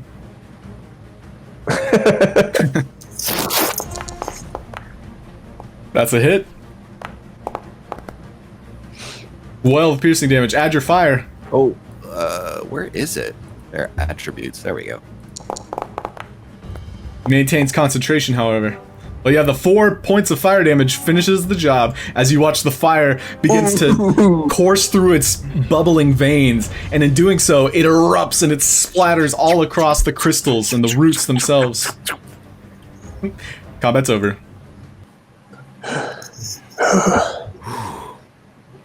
I'm still shapeshifted, right? You're still shapeshifted. We could say, 10 minutes have passed, though, if you'd like to not be. That was close. Salvatore braces after Laszlo. Whoa, it's me, Salvatore. Oh. It's your medic. Literally inches before you got to his face, the form fell from Laszlo. Oh, with a flourish, I sheath my blade. Oh, yeah, I sheath my blade, just for flavor. And I let him know to take care of Milo and Bruce. Is everyone all right? I think we made it out. Never better. It looks like killing that thing in the crystal was good for it. It seems to be returning to a better health. But there was this weird, noble room in there that I didn't quite get to, look at. Should we do something with the sapling now that beast is gone? Oh, yeah. But first, can I check the ooze to see if there's any materials for, potions that I can use or something? Go ahead and make your alchemical supply check. And we'll be taking a short break, too. So if you guys want to do that right now. Yeah, I gotta think pee. I really gotta pee. Do you think we could possibly take a short rest here inside this cavern? It might not be the safest place. We could go back to the Vice Warden's place. There might still be things lurking around. I think we want to take a look around to make sure it's safe. I don't know. Maybe that noble room. I'll be sitting on this vine right here. Just let me know if you guys want anything. All right, just yell if you're dying. Yell if you're dying. You're dying. We'll keep an eye on you. Okay. I rolled a 13. Oh, well, I'm gonna find you something, but the table I'm looking at says in an ooze, there's really nothing useful. Which kind of sucks. Okay, that's fine. So, in that case, you're all looking through these bodies. Everybody go ahead and roll an investigation check. Laszlo, meanwhile, you did look through the ooze. Go ahead and roll a D100.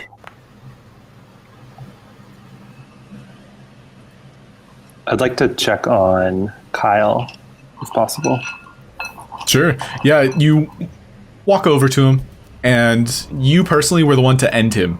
And you did so in a way that would be very fitting for a druid, though. You used Thorn Whip, and what that did is it was emphasized by the nature around you. And so while you were the one to strike him down, it's as though nature did the rest, and it kind of absorbed him and gave him like a nice druidic hug into what now appears to be a grave, as you see all of those little spores have now blossomed into like these tiny flowers. They've kind of shifted, signifying, you know, his passing into the great beyond. Oh, and you find this. This is what Laszlo finds within the ooze. It's almost as though a little bottle, a cork. It's essentially a flask filled with this entity, which as an alchemist you're able to identify. And I will add it to your inventory. I might actually have it already. Nope. But I will import it real quick. However, the rest of you with your investigation checks, not so great. I am disappointed. No. Is there anything else you'd like to do around this this like shrine? It's essentially like to pay homage to the tree where you are. Everything that you look upon seems to be for Gaia, as in like druidic, like there's tiny altars all throughout the cavern that seem to be in disarray. It's almost as though this area was once, you know, a sacred place, and now because of all the fungi that has been growing, it's kind of brought this touch of death and decay to it. And so it's not as it should be. Ooh. Salvatore turns to Kai and says, Kai, I feel like you should commune with the tree. Please use your druidic powers and see and ask what it needs. Tell it we have its baby. We should check out the room inside the portal that's inside the center of the heart. I only entered the outskirts of it, but there's another room in there that I wasn't able to check out. Wait, like a room inside the thing, or a room inside of a portal inside the thing? To better describe Inside it, of a portal inside of it. It's like an eggshell. Laszlo looked through what It's appeared like to an be eggshell, and I was it's like embryo. a head-sized portal, though. It wasn't a portal you could step through. It almost looked as though it was like a looking glass. Regardless, I feel like you should commune with the tree the best you can. Is that something you could do? I missed everything I you try. guys just said. I would like to attempt to see if I can glean any insight from the tree. If I sense any evil within the tree, or maybe have any kind of hunch. I don't know. Yeah. Go ahead and make a nature I have no and mechanical way of arcana doing check. this. Okay. Mechanical? I don't have a spell that I'm casting, is what I meant. Oh, I see what you mean. Make an arcana check as well. As you can tell that there's some kind of outside influence that's affecting the tree. And as you approach, you cross the threshold that Laszlo had mentioned, where it's like an eggshell that surrounds the circumference of the more fragile embryonic seed that seems to be kind of the most delicate part of the tree itself. It's as though you're looking at the heart, and the shell would be these crystals. Everything floating about it is kind of there as a defensive type of mechanism to protect this tiny heart. And as you look at it, it's essentially like on a pedestal. And from what you've been able to glean from the seed that you found prior, that this is kind of like the next stage in its growth. And so the tree is desperate for nourishment at this point. And what has been happening is that these foul necrotic energies, these oozes or these spores or some kind of outside force has been directly controlling it over the past month-ish. And so as you're gleaming upon this inner sanctum where the seed itself is stationed, you get the impression that you're being watched. And you look over and you can see that portal that Laszlo mentioned. It's maybe the size of a head, but it seems to be front and center first and foremost, so it can see everything, like the battlefield itself. Like it can see out through this opening, this threshold that you've crossed. And so this tiny portal seems to be kind of like a glimpse, like a window into a different dimension. And just from a distance, you can tell that it's some kind of noble's sanction, like a very well kept room, a room that has a lot of rich and fabulous furniture and items and luxurious accoutrement. So that's looking through kind of like a window. Yes. Type of a thing. And you get the idea that you're being watched. Can I look through the window? Closer? Certainly. Here, certainly. I'm going to show you what you looked through, and only you can see it this time. Ooh. Is this just me? I hear Did you ya. already finish your break, or did you? Yes, not we just start finished our one break. yet? Oh, okay. All right. Sorry about that. We've just been You're role good. playing. Yeah, I hope everything's cool with the pets. The puppers. Yeah, my dishwasher's busted this morning, and I had to try to fix that when I got home. So I forgot to pick up food on the way home. So yeah, they are now fed though. Okay, great. And so Kai is currently looking through this portal that Laszlo had mentioned that's on the inside of the eggshell. And so as you're gazing through, Kai, you notice that there is a woman who is currently gazing directly through the window itself, and she smiles as you approach. I will introduce myself. I say, hello, I am Kai, Druid of Pisces. Who might you be? Who might you be? I Oh, don't stutter, dear. hopefully. My name is not important, but what you've done today surely is.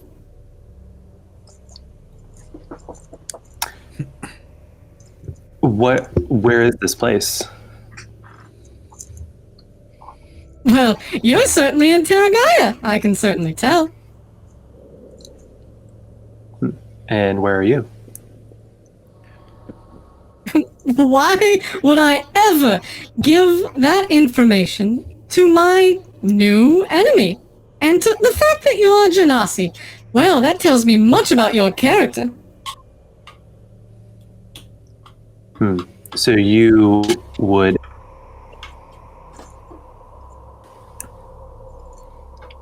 Can we hear any of this, or is this like a one-way thing for him? You, if you're in the kind of like shrine with him, I would say so. How many of you would like to enter into the shrine? You can hear Kai talking to an individual at this time. Yeah, I'm just like on the ground, just destroyed. But I was wondering if I could overhear the conversation. To be honest, So you would be there too, Laszlo? I probably would have since I like brought it up anyways. So Okay. Salvatore will be doing his best to protect Kai in any way that he knows how. So does that mean Salvatore is in the room?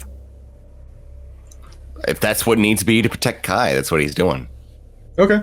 I would say that's the max amount of people before it starts getting uncomfortable. So I'll bring you over as well.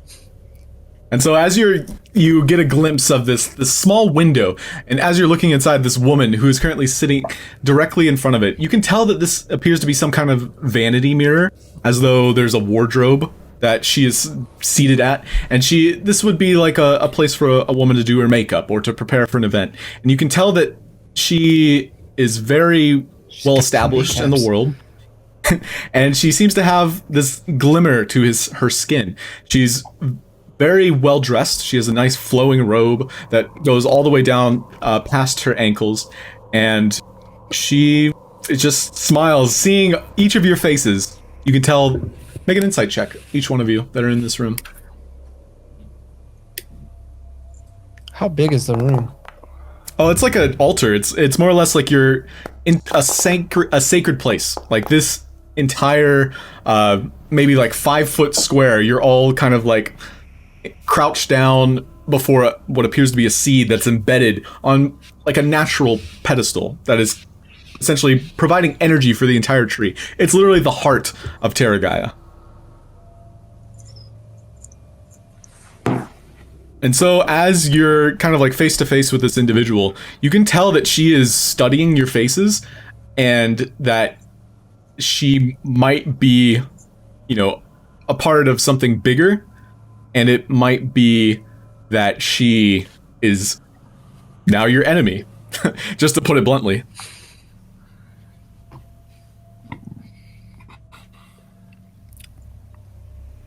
So you wished for this tree to rot away and curse the land around it. Oh, darling, I didn't wish for any of that. In fact, I just wish that the world can change to be a better place. Seems kind of suspicious coming from a lady hiding inside a tree that was decomposing and had a bunch of slime things in it, but that's just me. Oh, I'm not hiding in a tree. You are. In fact, I'm home, living a life of luxury. I'm just watching from afar.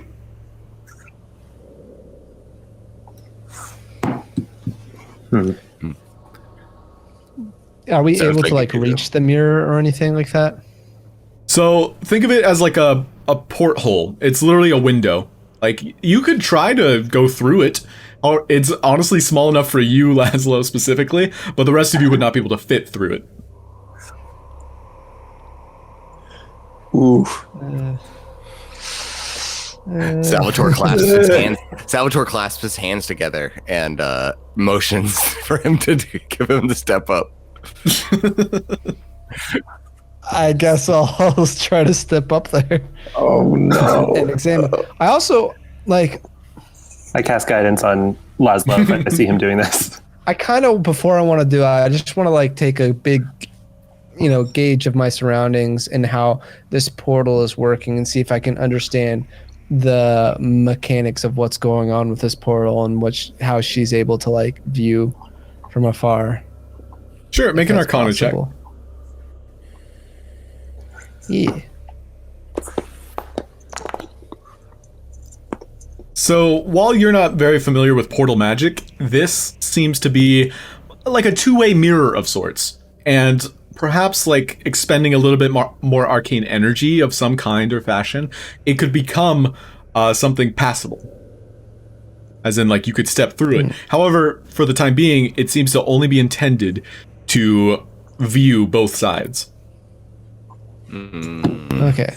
Well, then I guess I'll go through that little, what was it, a little portway or whatever that only I can fit through. Well, yes, you could fit through it. You would need to expend some arcane energy in order to make that happen. Right now, it is only intended to be used to view. Can I shatter the glass or whatever? If you want to try and break it, that would also require some innovation, which you, as an artificer, are... I got a wrench. Yeah, an arcane infused wrench. Yeah, I do. So is that what would you like to do? Tell me. Let's see. Actually, so it just so I understand, it's like a window, right? Like a Correct. mirror window thing. Yes, and to give you a better idea of what you're looking in through, there appears to be, well, a lot of earthy colors throughout the room itself. There's a lot of gems. Some look to be citrine. Others are, well, decorative. Each of you make a perception check. The one's in there, right? Yeah, they're viewing upon it.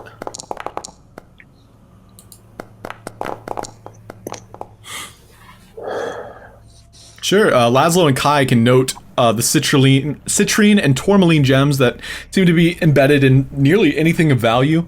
There's a tapestry along the wall that appears to have a familiar setting, but you just can't quite glimpse it, but it's very earthy. And there's just beautiful golden accents. You could tell that this woman is well established in the community.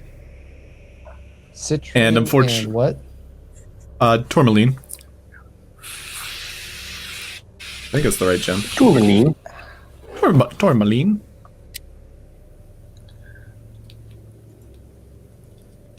And so a lot of earthy hues. However, Yeah, sorry. you're not very familiar with all of them.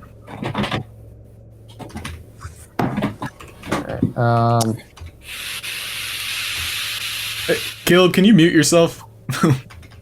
Sorry. All good. Sounds like Darth Vader's in the call. He's hissing. Yeah.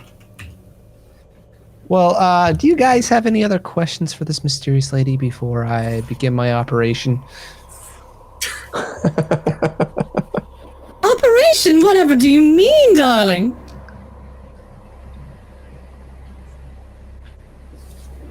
Well, no questions? Okay. I'm sure we'll see you again someday. And go for it, Laszlo. Yeah, we'll be watching you. And then I want to take out I think it was my smithing supplies that I have, right? I have, like, smithing supplies. Yes, you do.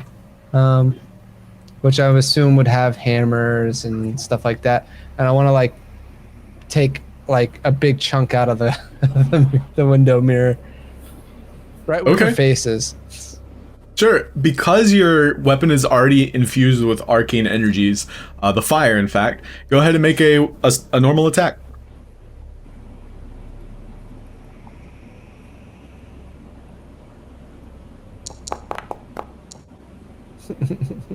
Nice. And yeah, the damage, if possible. Oh. Very nice. And yeah, with the fire encompassing it, you watch as you. How would you describe you tapping this portcullis? I believe is the word. I'm just lightly tapping in, like, a circle around it just to, like, get rid of her face. But also I kind of want to examine what the material is made out of. Oh, sure. The material itself is an arcane energy. It's essentially like you're looking at the heart seed, which is maybe like 5 times as large as what you would assume to be a heart. So imagine like a heart, like 5 times that size. And so this window, this portcullis, is on that, like a face of it. And so you're just tapping around it. And so as you tap around it, and you feel the fire begin to leave like these sear marks all around the edge of the circumference. And in doing so, once you complete that full circle, you watch as it just kind of like incinerates from the outside in. It just burns directly towards the center. Ta-ta for now. And the portal is sealed. Okay. Who are Me you and Bruce guys don't see talking? any of this. Yeah, what's going on in there? Who are you talking to? Seems we've made ourselves an enemy. What kind of an enemy? A very rich one. Was she a noble? She might have been. Judging by the gemstones. The tapestry maybe was that's- vaguely familiar, but couldn't make it out. Did you see any sort of crest or a family sigil or anything? You know? It was hard to see. I mean, it was pretty small, even for me. Did Kai ever tell us about the air genasi? I did not. I don't think he did. Yeah. But because the perception checks prior, I would like history checks from Laszlo and Kai. Oh, okay. I've spent most of my life on a boat, so I'm not really familiar with any kind of sigils. That's fair. Laszlo, however, knowing a little bit of the lore from that family, that appears to be a noble family from House Virgo. Virgo. What am I from? Would I know anybody from any nobles from Virgo? Now that Laszlo shares that information, you can make a history check as well. I never said I'd share that information. You keeping a secret, bro? You said history? Yes. Am I from Virgo? No, you're Gemini. Ooh. Gemini, that's right. So, Position of motherfucking privilege, dog. so as Bruce rummages through his Rolodex, what is that thing that has all the names in it? Address book. You're able to list the names of everyone of importance in Call Gaia. And when you start listing descriptors of the names that you tie together, that was Ruth Virgo. Oh, Ruth Virgo. She's beautiful. She's beautiful. She seems kind of scaly. She also had this weird like double kneecap thing going on. Yeah, what would what would I know about her? Anything like super specific, or just who she is? She is a council member that operates in Gaia, one of the 12 specifically, and she has a lot of power, a lot of sway over the politics of the city itself. And would I know if she's good or bad? Not necessarily, but the fact that you're now able to associate her with whatever transpired today, that's a pretty big deal. It's pretty bad. It's leaning Here's towards what the she bad looks like. side. Who would she have seen poking her? Ooh. Like just me damn. and Laszlo? And Salvatore. Yeah, all three of you, she now has a face. Like, she knows what you look like. So she might not know that we know who she is, because I certainly didn't know. Yeah, no. It pays to have some rich company, I guess. Even if they're into weird things like bats. Well, it looks like What? we have a lot of decision to leather. make. So do we go to the council and warn them, or do we investigate this further on ourselves? We should probably play this pretty cautiously. If she is indeed a council member, we're going to be stepping on a lot of toes. I mean, we seem to be still pretty low on the totem pole right now. We just got into the city. We still need to make powerful friends before we can just go and make bold claims like that. I think I might be able to help. Well, actually, I know a guy who might be able to help. Get us in with some nobles. Perhaps we could search out for somebody that might be able to help us. I'm on the other side of the world here, but I mean, he is on the other side, and maybe we can try to make some connections. You're gonna say we have to get in cahoots with these fancy people? If it'll help us figure out what's going on, I think it's worth it. She kind of studied the three of us, all of our faces already, so I think we're in this whether we want to be or not. Well, why do you think I always wear a mask? Because you're suspicious as hell. You really like leather? I can't say either of those are wrong answers. So as you all are talking, Milo is busying himself with taking notes and essentially providing the ample research needed to bring back to his employers. And he doesn't really seem inclined to talk politics, not at all. Like he's definitely documenting everything that transpired today. He's bottling up some samples of the spores as well as carving out a small piece of the root. And as you notice him do so, you watch the root immediately heal itself as though nothing ever happened. And he's really taken aback by it, but he kind of remarks the beauty and awe of this arcane natural phenomena that's before him. And he tries to chisel off a couple of the crystals, and all he gets is a little bit of dust. Well, does this satisfy the terms of our agreement, nerd? Nerd. You seem to have forgotten my name, Bruce. It's Milo. But yes, I believe I have enough. I have a recording as well. My familiar, whom he like snaps his fingers and like this invisible entity appears, and it looks like a small monkey with like giant eyes, and it has what appears to be like wings attached to its claws. It's a flying monkey, and so it has essentially like had a recording going this whole time. I apologize if that seems sketchy. Most people prefer not to know about my little boy here. At this point, I Record don't. our conversation?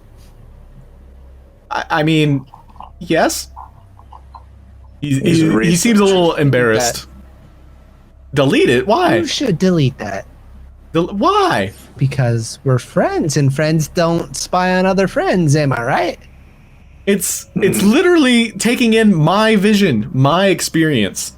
It's documenting everything that I see. I try not to spy with him. I could, but I won't. Have we noticed a change with the heart core or the tree itself? Laszlo had definitely pointed this out, and you are well aware of the changes that are happening since you've rid this entity, the thing that was controlling it from the inside, that it seems to have a regular pulse. And you could feel this when you entered in. It had this irregular glow and kind of like aura about it. And now it's more or less situated at a steady 100 beats per minute, and it's giving off this nice thrum that sounds as though it's soothing itself. It's trying to rejuvenate everything about itself.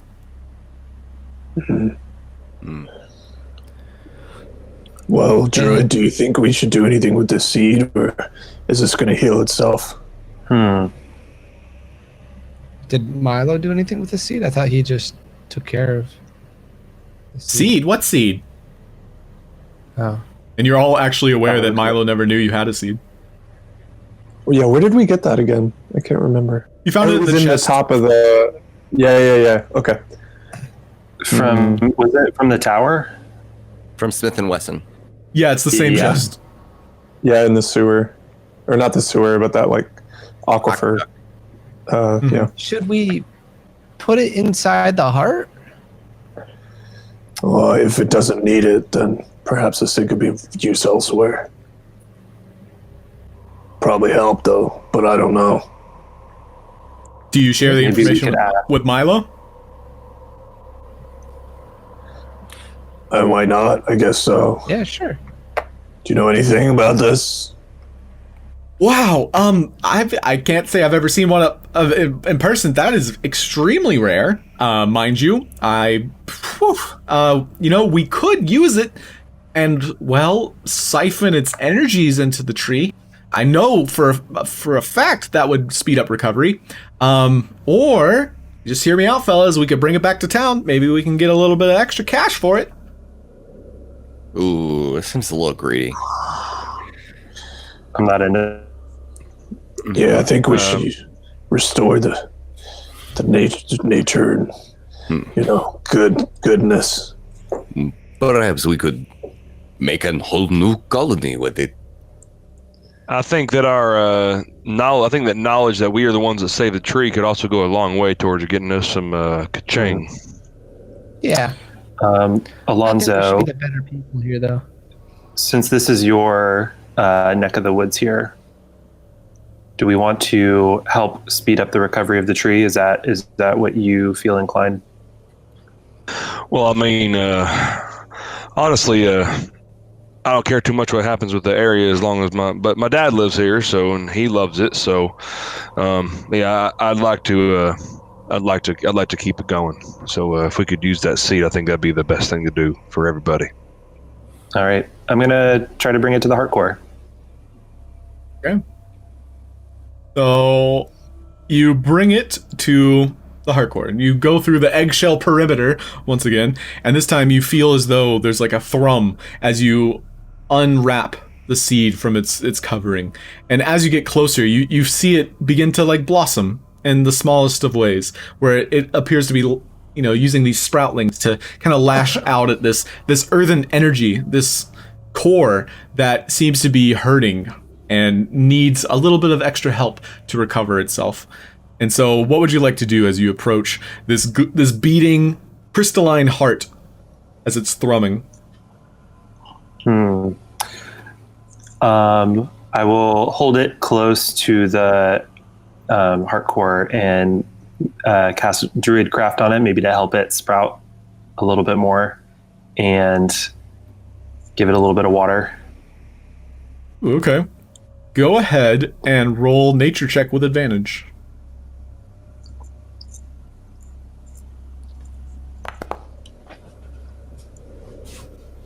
One more time. Oh, no. And so I don't know anything about nature. yeah, you shrivel, you wiggle your finger in the air and you point it at the seed, expecting it to like burst to life, and you watch as it just kind of like vibrates for a split second. It might take a little bit more. Would it help with a little bit of help from his friends? If we all joined hands? He might be able to get the by power of with a little friendship. help from his friends. Can I I would like to cast Create Water and create rainfall in the area. Okay. I don't know Is if that'll do that anything. through your racial? That's my racial. Yeah. And so you watch as Kai, his skin begins to glisten.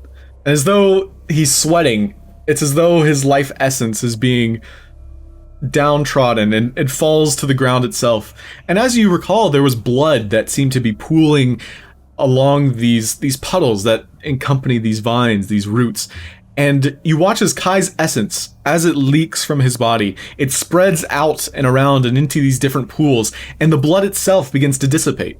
And it's as though Kai's essence has sanctimoniously cured the tree of this problem, whatever that problem was, where the blood was still coalescing and bubbling and coagulating.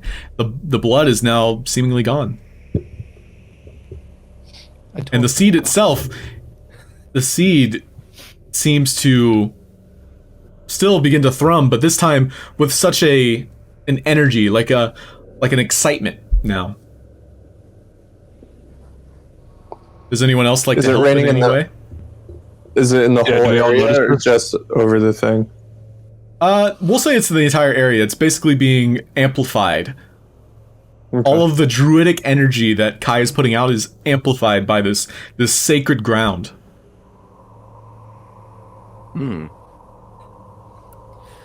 Is there any way Salvatore could help? Perhaps like a spirit bomb in Dragon Ball Z. He could add. You have abilities that might help. You're welcome to try something if you want to make it like justify it in some way. You do have elemental properties, so to speak. I've got an idea. Ooh, Virgo. Not a shit. I guess I could activate my Virgo runestone. Virgo is the proper runestone for that, right? Yes, this is the region that Virgo runestones emanate from. Yeah. So I will. So- I'll do whatever Yeah. my runestone does to help. Yeah, go ahead and click it. And Mold Earth is the associated cantrip. And so what you do is you touch the runestone, and as its energies begin to coalesce around your fingertips, you feel as though Earth itself can be moved. And you resonate with this feeling for a while. You let it flow throughout your body, and it essentially comes back to your fingertips, and you reach out towards the seed. This guy, give it to him. Hello, seed. You guys hold hands. We'll join hands Do we together. hold hands? We hold hands. Yay! In holding hands, Kai and Salvatore, you watch as the seed blossoms once again, and it grows in size, and it begins to lash out in a positive way, as though like a tethering motion towards the heart, the larger one, the crystalline heart that is central to this tree, and it tethers to it, and you can tell that it is now joining. It is becoming one with the crystalline heart. It could use a little extra, though, if someone wanted to do something. Salvatore turns to the rest of the And party. his heart grew 3 sizes that day. We must all hold hands together. I don't know if I want to hold hands. It's no homo, don't worry. It is, in fact, I no don't homo. believe in this hippie magic. Okay. I go in and place a hand on Salvatore's rump. Okay. It's no homo. And It's totally fine with me. And in doing so, Alonso, your Virgo runestone begins to glow. Do you expend the charge from it?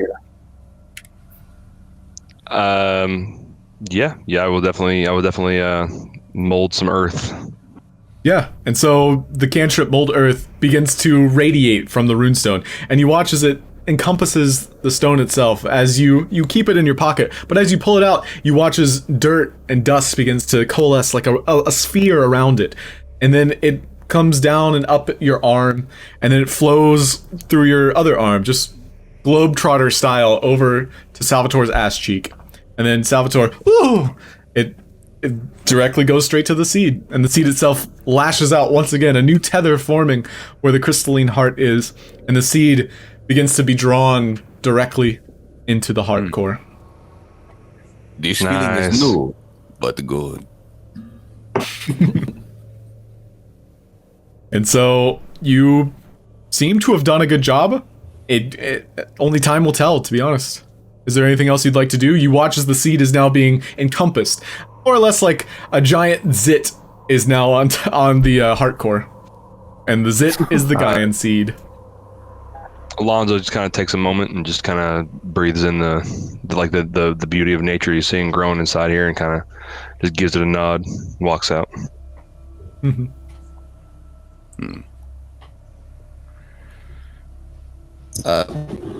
Salvatore pats Kai in the back and says, "We've done good work here today.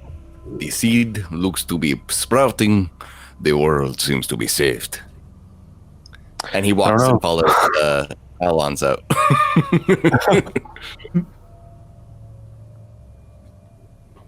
Yeah, I will leave as well.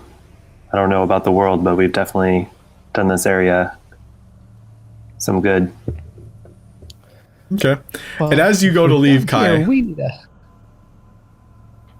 Kai, you watch as in front of you, directly in the ground, is a stick that seems to be directly vertically, like, growing up and out.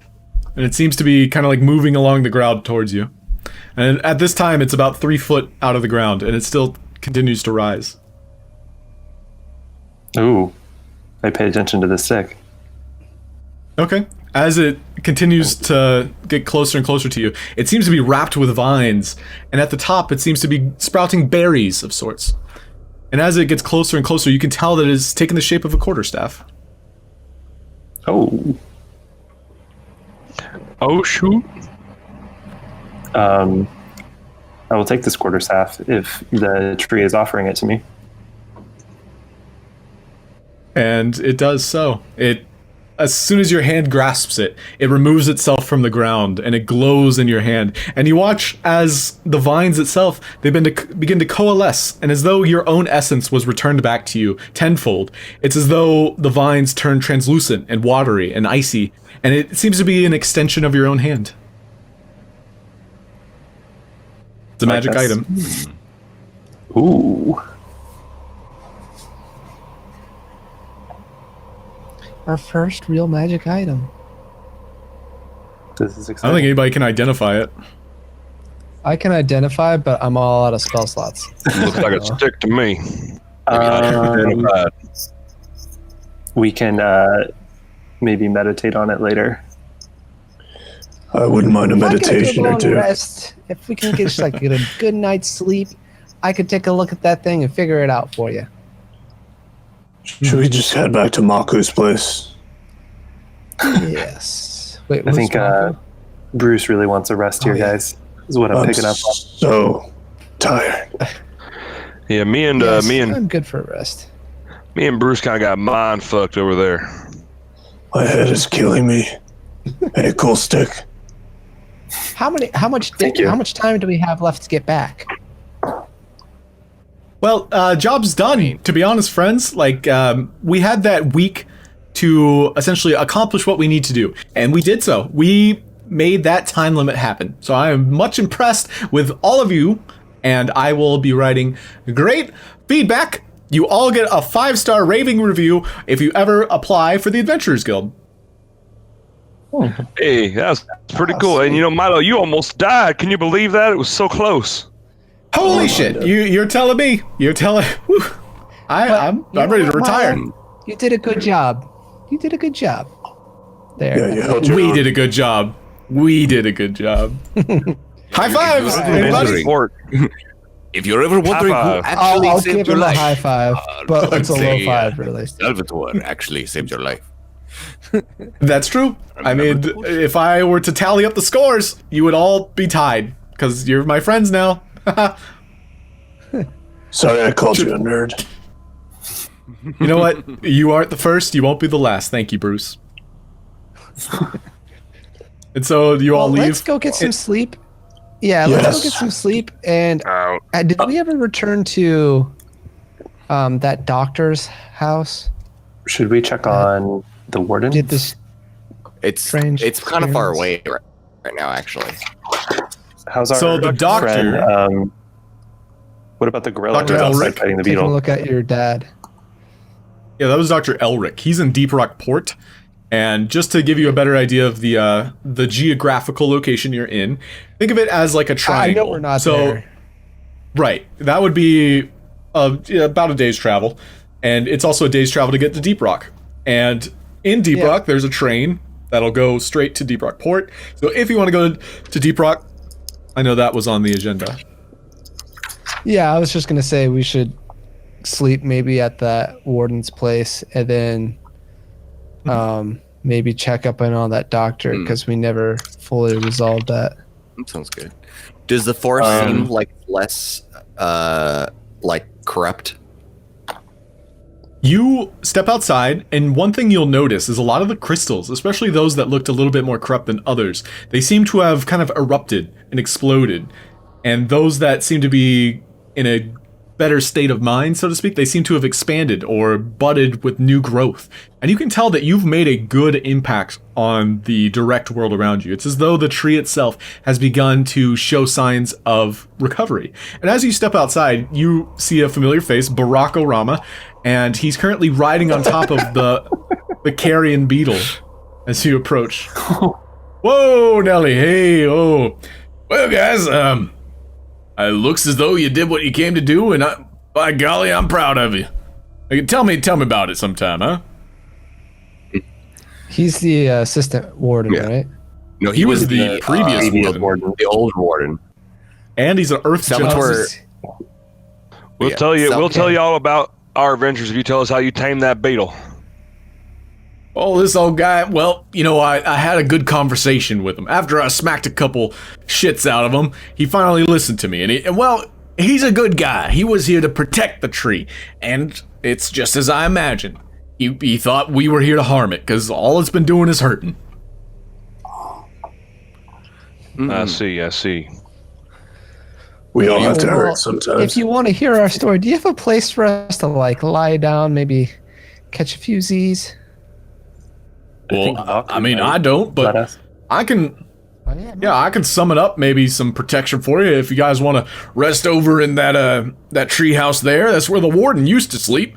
You just, like, I'll watch your backs, or you can go talk to Maku. Maku will put you up for a bit. Hildenburg's maybe 4 hours, and you can tell that night has started to fall. It is night at the moment. I can't wait. Let's go rest with Maku. Does Smith and Wesson still hate us back in Hildenburg? Probably. I don't know. Yes, he I don't know does. who he was aligned to. Oh yeah. They tried assassinating me last time I remember with my own poison that I made for I don't them. know if we want to clear things up or just move on. Just move on. Just remember the rat is our enemy. He's like the kingpin. Oh yeah, we could also, I guess, try to take down the rat, but They did that's up to have you guys. the. I think the rat's part of a bigger picture, but he's definitely going to be something we got to deal with. We did get the Gaia seed from them, which seems suspicious. Yeah. Mhm. Why did they have it? Or they probably stole it. But yeah. So that I might think be they're more. just a bunch of bandits running rampant around town. I don't think they have a higher purpose. To me, it seems the rat is like controlling Smith and Wesson. Like Smith and Wesson is a member of the area, and that like he is just sort of fallen in with the rat, and the rat has fallen in with Ruth. Was that the person that was inside of the Gaia tree noble room? Ruth? That was the noble Well, that how seemed do- to have Ruth How'd better get you- an idea. Yeah, how'd you jump to that conclusion? I don't think they knew each other. Well, all I know is they don't know each other, but I know that that the rat is in control of Smith and Wesson, and they had the seed on the behest of the rat, and the rat seems to be in line with the person that was negatively impacting this area, and the Gaian seed would be part of the reason. If they were looking to destroy the Gaian tree, the Gaian seed would be like the next thing that they would want to take care of. In my logic. Yeah. seems like a bit of a stretch, but maybe. Oh, really? Why don't Might be you worth looking explain into. then, Alonso, or Laszlo? Explain why you think that. I don't know. Just they seemed unrelated. I think Kai and Salvatore's initial hunch that they were evil is not going to be unconvinced.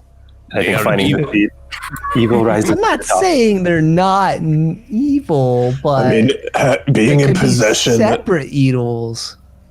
Yeah, having possession of something of this magnitude is definitely noteworthy, but the trail kind of stops there. They have it. We don't know if they were given it, if they stole it, but they knew about it at the very least. We could take a look into it before we head back, but for now, let's sleep. I think we're all tired. Sleep first, sleuth later. I think who had more beds, Maku or the warden? Maku could sleep 5 people, including himself. And the warden had. The warden, it's like a treehouse, more or less like a home, like a cabin in the woods. You could all sleep there. Let's go. But it also, it didn't seem safe when you passed Was through that it. the place with all However, the bookshelves and where we fought ooze thing? Okay. Also, Salvatore surrenders the point that there could possibly be something else going on with, as Laszlo stated.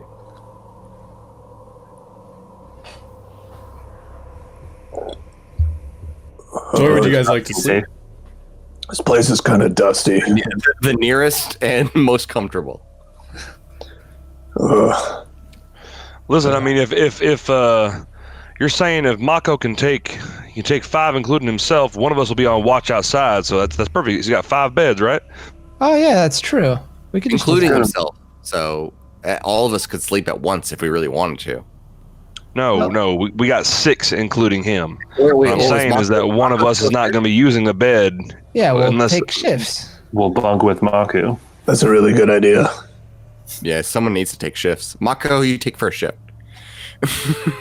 Okay, so we're sleeping with Maku? Makos. Yeah. Okay. If anybody, I'll take first watch. if anybody sees a chest, don't go running up to it. I could take second watch. I need time to experiment with a few things anyways. What are we missing? Everybody see their token? Wait, I don't see... Yeah. Good old swamp monster. Yeah, everybody's there. Did you ever finish working on that thing that we were working on together? Yeah, when did I get started? That's kind of changed because of some of the attributes I got from this new subclass. So some of that stuff I don't have to worry about anymore because I'm just going to get it anyway. Okay. So if you want to work towards something else, feel free.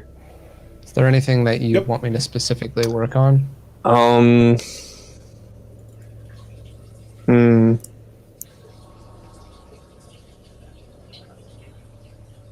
Anything to like improve. Wait, I want to check my class because I can't remember how far down monk I was going, but I want to be able to like climb walls. Honestly, if you're not sure right now, I have a bunch of other things that I can like. Yeah, let me think about it. Elliot, am I able to? Because I have this in my downtime stuff. Am I able to train pistols even though I have like no books or a pistol to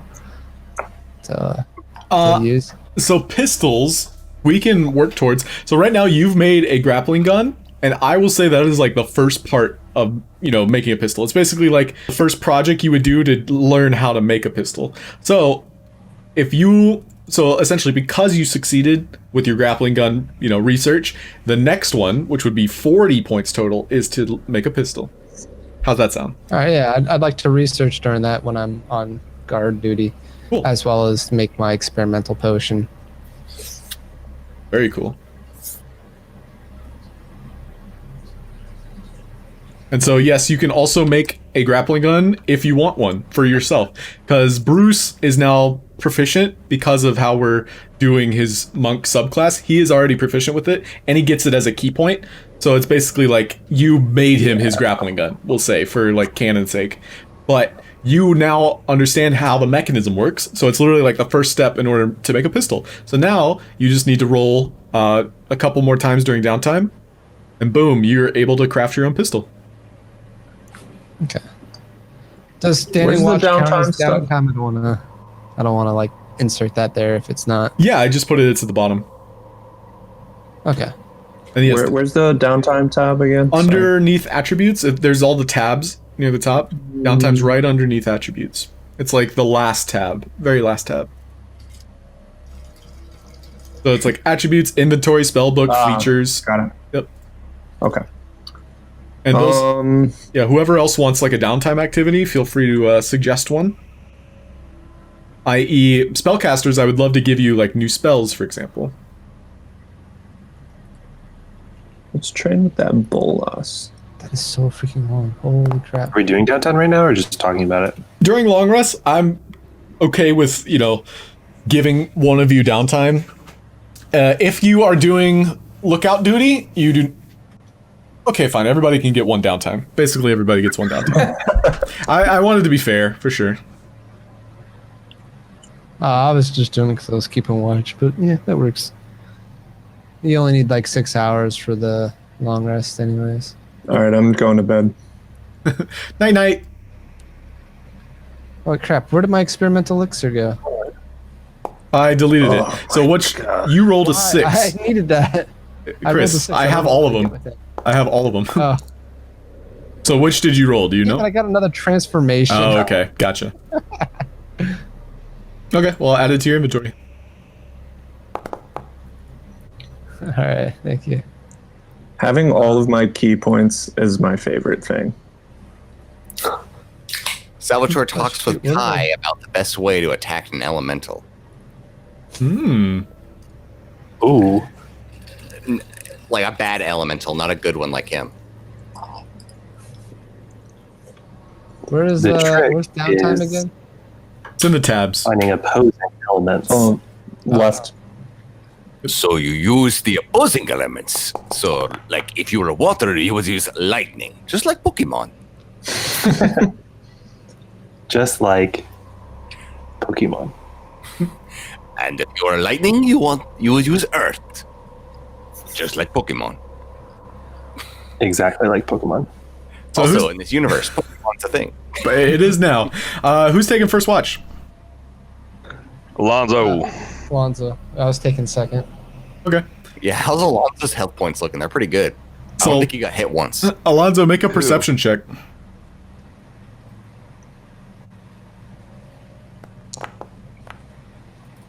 So you see a figure approaching in the night, and you can tell he's being very quiet, stealthy. He's got like a crunch to his steps, but he doesn't. Who goes there? You. Oh. Hey, man. Hey, dude, it's Hubert. Holy shit, Hubert, you're alive. How the fuck? You see, my race is super resilient. Long story short, I could survive a nuclear holocaust. Oh no shit. Well, no. Well, let me patch you up, buddy. You're looking kind of rough, and I'm like, can I do a medicine check and kind of like help him get himself back together a little bit? Sure. As you're looking over him, you notice that all of the places where he was literally crunched, smashed, like you see his chitinous skin is beginning to like pop back into place, and so you try to patch him up as best as you can, but he doesn't have like a humanoid's like blood system. No, everything's different about him. It's very insectoid in nature, but you can tell that pat it's him like on the arm. Yeah, it's like rejuvenating itself over time, much like a cockroach would. Yeah, pat on them. I'm like, yeah, you look a lot better now. Yeah, you know what? I missed you guys. Thank you again. Should you guys need anything from me, I am happy to oblige. Like, I can escort you, I can look out, and prevent anyone from approaching. The forest looks nice. I don't know what you guys did.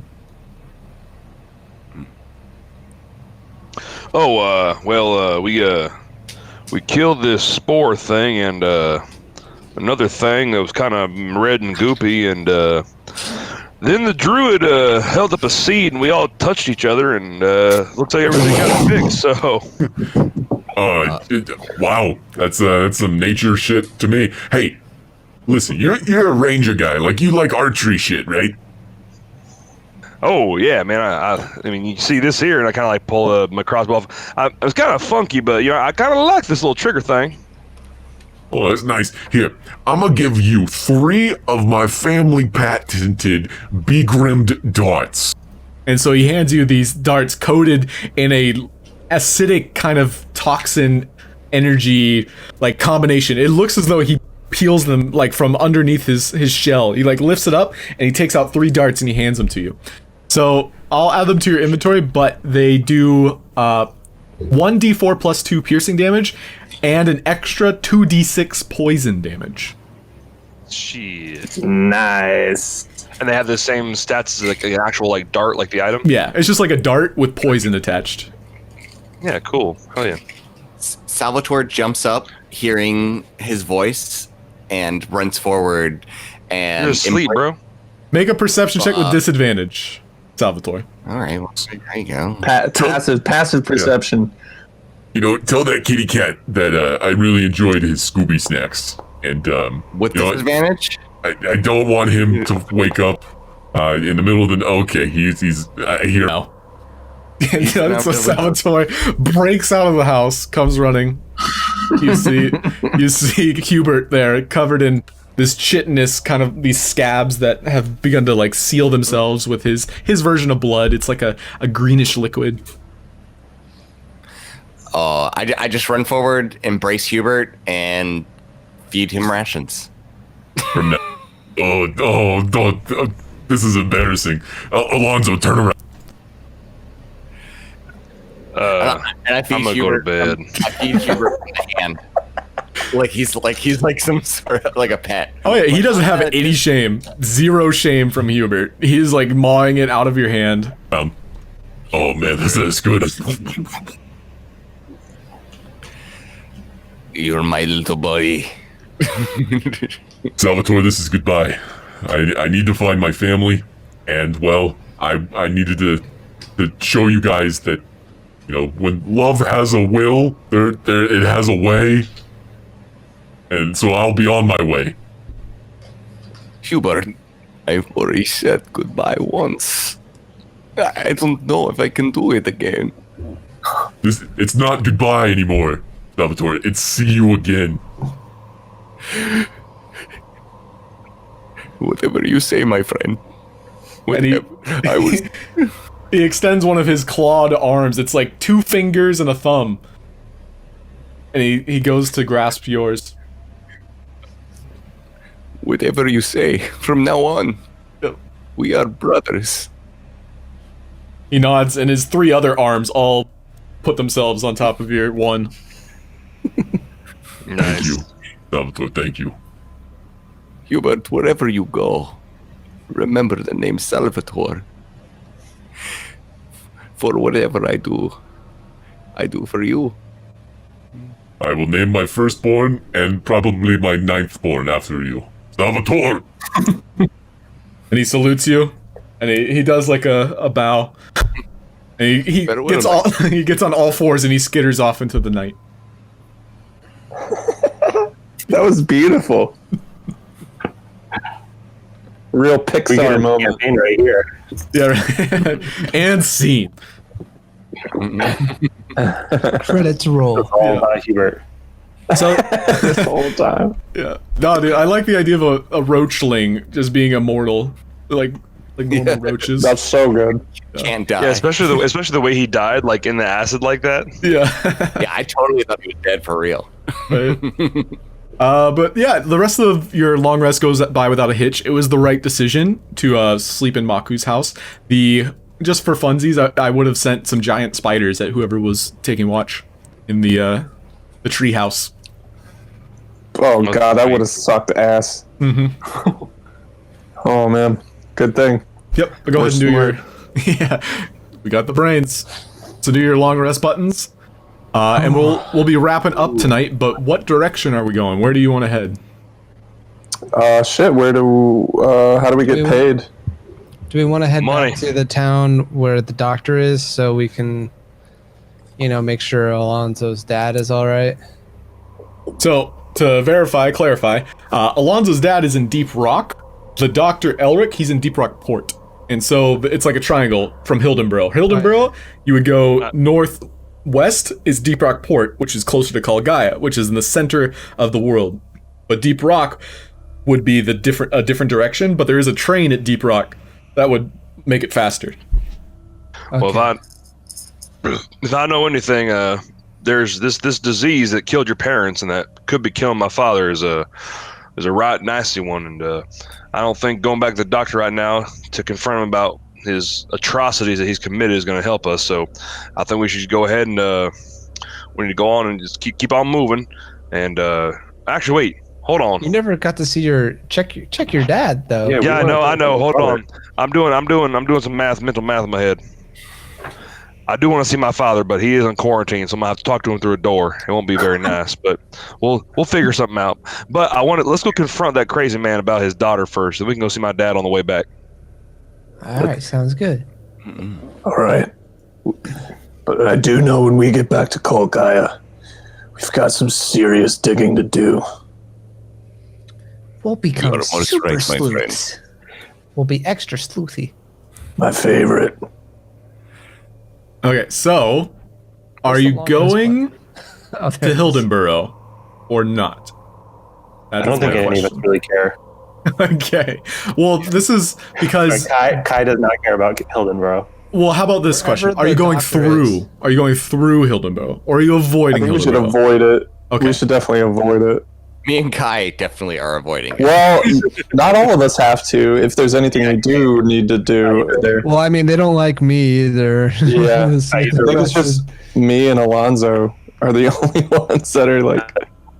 We can, I mean, yeah, like me, Laszlo, and Kai can take like a long route around while they do a quick shopping trip as we're going through. We don't I have think if we to. go through.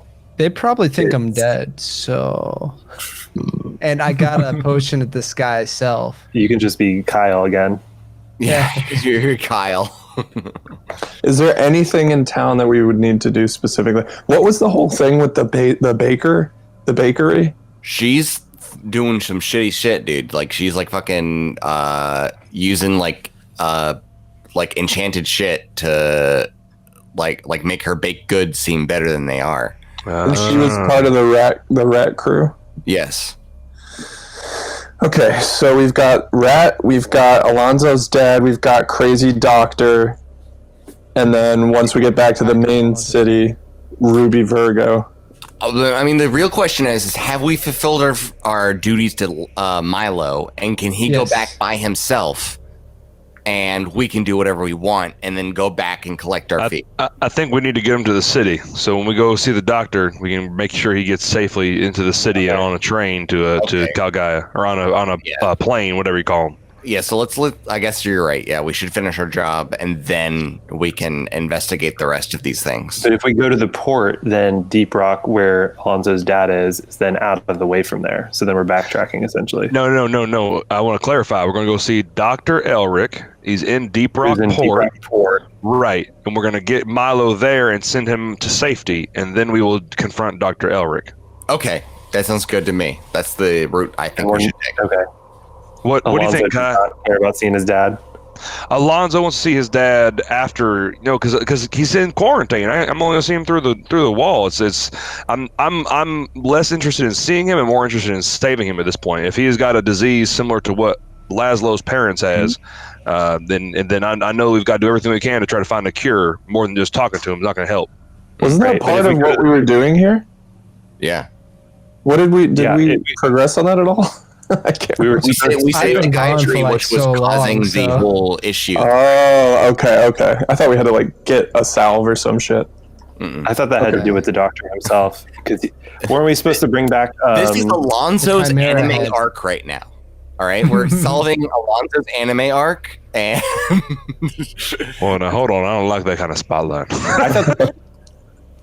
Didn't the doctor ask us to bring something back from the Chimera or whatever? A sample. Chimera head. A sample. We'll show him a turned it in sample. for gold instead. Wait, do we still have the head? weapons for him. That's for sure. No, you guys sold the head. We got Oh, it for a shit. bounty. We fucked up. We're not into the doctor doing these. We don't need the bounty to confront the doctor. Alonso. Wait, y'all sold the head? What the hell y'all mean y'all sold Alonso, the head? you sold it, and then you also did get the. Yeah, Laszlo, however, did take some of the pieces from the Manticore, though. So you do have pieces of Manticore. It's the tail spikes. Yeah. And it's not like we really needed the head to be able to confront him. If we confronted him, like, it's just like, well, you know, I'm just saying, like, we don't need the head to say, haha, you're obviously you turned your daughter into a Manticore. Like, right, so that us having the healing properties is null. Because he was the one asking for it, right? Yeah, Okay. because he's doing sketchy experiments. Okay, so fuck that guy. Let's go take his shit in. And send Milo on an Amtrak. yeah. We'll give him a quick ticket home. Okay, so we're heading to Deep Rock Port then. That's the idea. Mm-hmm. Sounds All right. good to me. So it would take. All right, I'm gonna roll like 4 a day? times for random encounters. Oh.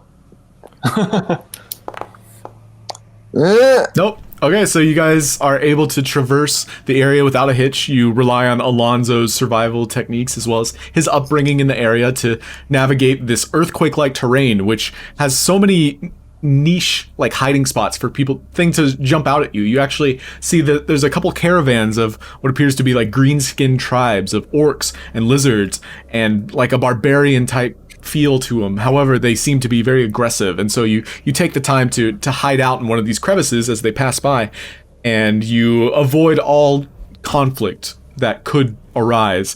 And so those of you with nature proficiency or survival proficiency, go ahead and give me a roll and see if you find anything along the way.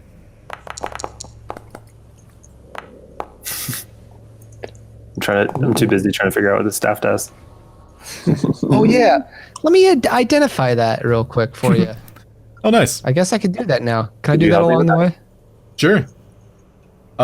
For the record, though, I want to make it look pretty. I can tell you what it does, but I want it to be in writing because I don't have it in front of me right now. So you will have it identified next session, but you're currently attuned to it too, so don't worry about that. But the idea is like you can throw it, and it's kind of doing like a trident that turns into a wave. So it's kind of like a thrown area of effect, and then it like appears back in your hand. That's rad. Yeah, so it's like a trident that as you throw it, it turns into a wave. That's the idea. That's awesome. Oh, because I have a Virgo stone attuned to me, do I also have a nature? You can also roll survival, I'll say. Because you're... Survival? I don't have a survival bonus. Well, you don't have either, but that's okay. Yeah, that's what I'm saying. Like, because I have a Virgo stone. I think Virgo gives animal handling +1 to and survival. Animal handling or survival. Yes, it'll do it automatically. You'll see it if you roll it. So roll survival. Okay, I was just checking. Yep. And for flavor of the spell identified I cast, I just wanted to see. I want to, since all of them are supposed to be like inventions I have, I imagine it being like some little like headset that I put on that has like these magnifying glasses, like 3 of them in a row, so I can really zoom in on whatever I'm identifying. Yeah, I like it. It's like the Spy Kids glasses. Let me find it real quick. Yeah. This is important. The memes must be made. Here it is. And I gotta I remember. feel like you're the guy. You're the guy from Toy Story 2 when he's repairing Woody, and he's like, "Whoa." Here it is. Oh yeah. Perfect. And so out of all of you, Laszlo, you're able to forage some interesting herbs that you could use in a recipe in the near future. So they're golden brown roots. They're called King's Salvation, and they have curative properties. You found 2 of them with Alonso's help, leading one of these roots to another. They're worth about 15 gold pieces each. They're called King's Salvation. So I can make the item for you. Yes, please. Alright, I'm gonna put the sovereign glue in the... Okay. And so now you all arrive back in the Last Mistake Tavern, Bar and Grill, right next to the Last Resort Hotel. So I just think that's funny. Very Leisure Suit Larry.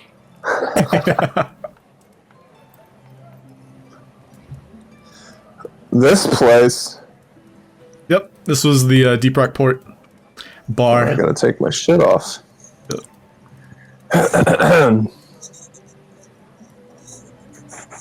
And so, Oh, welcome back, Bruce. Ooh, you look very Fucking- comfortable and or very proper. Thank you.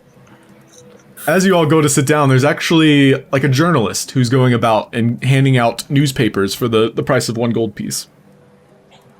Get your paper, paper. The Guiding Star. Who wants a paper? Oh, you want 1 paper? 1 silver piece would be what I Gold, would gold pay. paste. It's magic paper. As you look, he holds it up, and as you look upon it, it's very Harry Potter, like moving picture style. I'll buy one. Is I this want a subscription like to continue like every? No, it's 1 paper, 1 gold piece. It's got 12 pages, all of the signs of what's going on in the world. You might want to read it. I'll read Bruce's. All right, yeah, Bruce shares it. Breaking news. Scoot over, Bruce. Recruiting new journalists. Stories. And so this is the cover page. All of you should be able to see it. However, there are 12 pages, 1 for each sign of what's going on in the world. So if anyone wants to grab one of the pages, it's by sign. So let's just say like Gemini, Leo, Cancer, Virgo, etc. Yeah, I want the Gemini. Okay, I'll share whatever page you all request. Aquarius. Okay. Take the Leo sign. Somebody should get Virgo.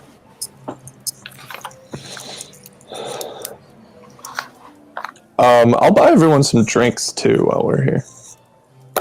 Okay. So the barmaid will come to your table. How much are you putting down for drinks? Just curious. 2 for each of us. Ooh. Oh, wow, thank you, Doug. Wait. Here you go. We got the Fireball Cinnamon Whiskey. This is what's classic to the area. There you go, darling. Here's a shot for each of you. 2 of each. Oh my god. And what's how much would that be, miss? Oh, 2 each. That'll be 2 gold total. Thank you, sir. I'll give her 3. You could see she blushes. You're definitely the handsomest of the bunch. No offense, I gentlemen. know. Yeah. Shut up, baby. I know it. Talking about, I'm a very dashing young goblin. Salvatore's annoyed, but not because he's the most handsome, just because he paid all that gold.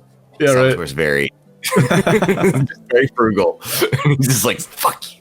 By the way, I passed out so far to Bruce and Laszlo their journals. Who wanted I one? never Kai? got one. Check your Virgo. journal. Check your journal. Oh. Does Salvatore get the Leo one? Oh, okay. I'm gonna give that to Salvatore. Oh, Guiding Star. Cool. And then Kai, what did Kai want? Pisces? Or a different one? Yeah. Did anybody Wait get a minute. Virgo? Oh, shit. I think I want Pisces. Yeah, what's Alonso want? What's Alonso want? Virgo. Okay. Okay. Oh my god, dude. My grandson was killed for wearing a purple hoodie. Same.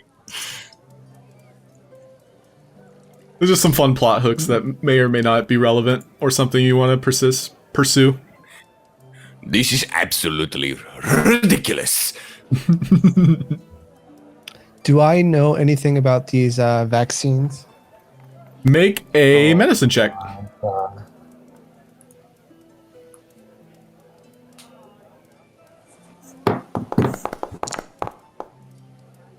You know that your parents had an agreement, more or less like a business arrangement, with a couple of individuals in the town of Chesapeake.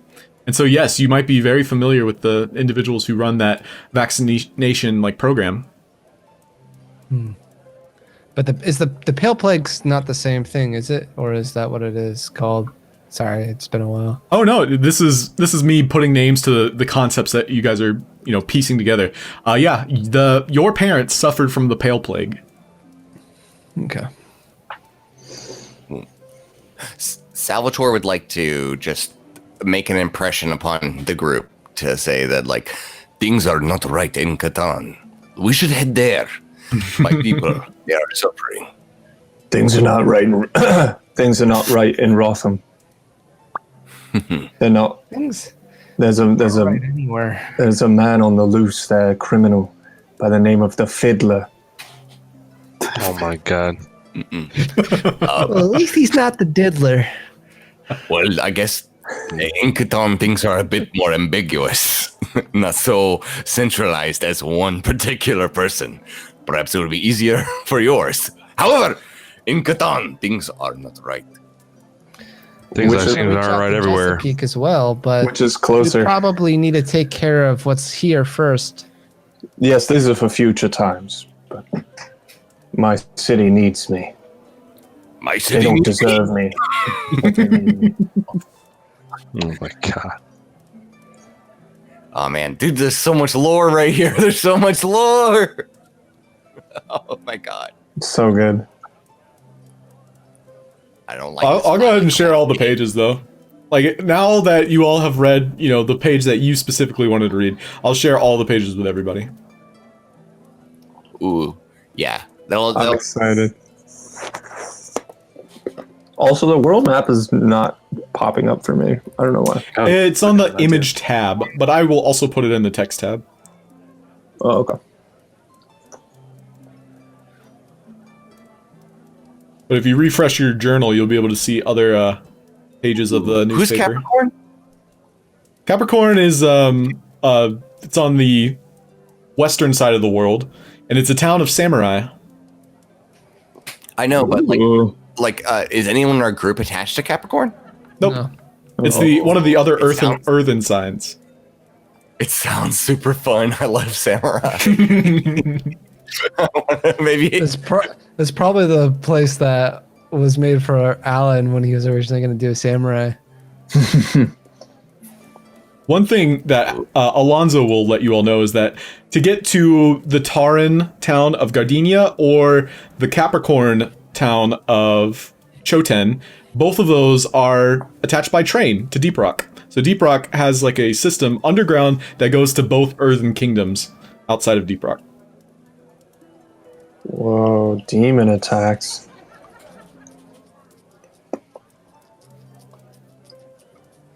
Also, there are horoscopes attached to each of the signs pages. If anybody wants their horoscope read. so much lore Yes, now. I Oh want my my, god. I want my horoscope. I definitely want the horoscope. Lasso doesn't believe in the horoscope, but he always enjoys reading them. Okay. What cities are on the way to Catan? Catan is the next town northward. You would have to pass through another wasteland-like area that you just did. We probably need to return What if we back just to travel around? Yeah, let's you. go circle. Travel around my hometown. Let's just do a circle. Well, if we go back to what's the center city called? Call Gaia. Call Gaia. If we go back to Call Gaia, I might be able to I'm a Gemini, so I might be able to send out messages to all the our different areas and see what's going on, see if we can gather more information. Right. Oh my god.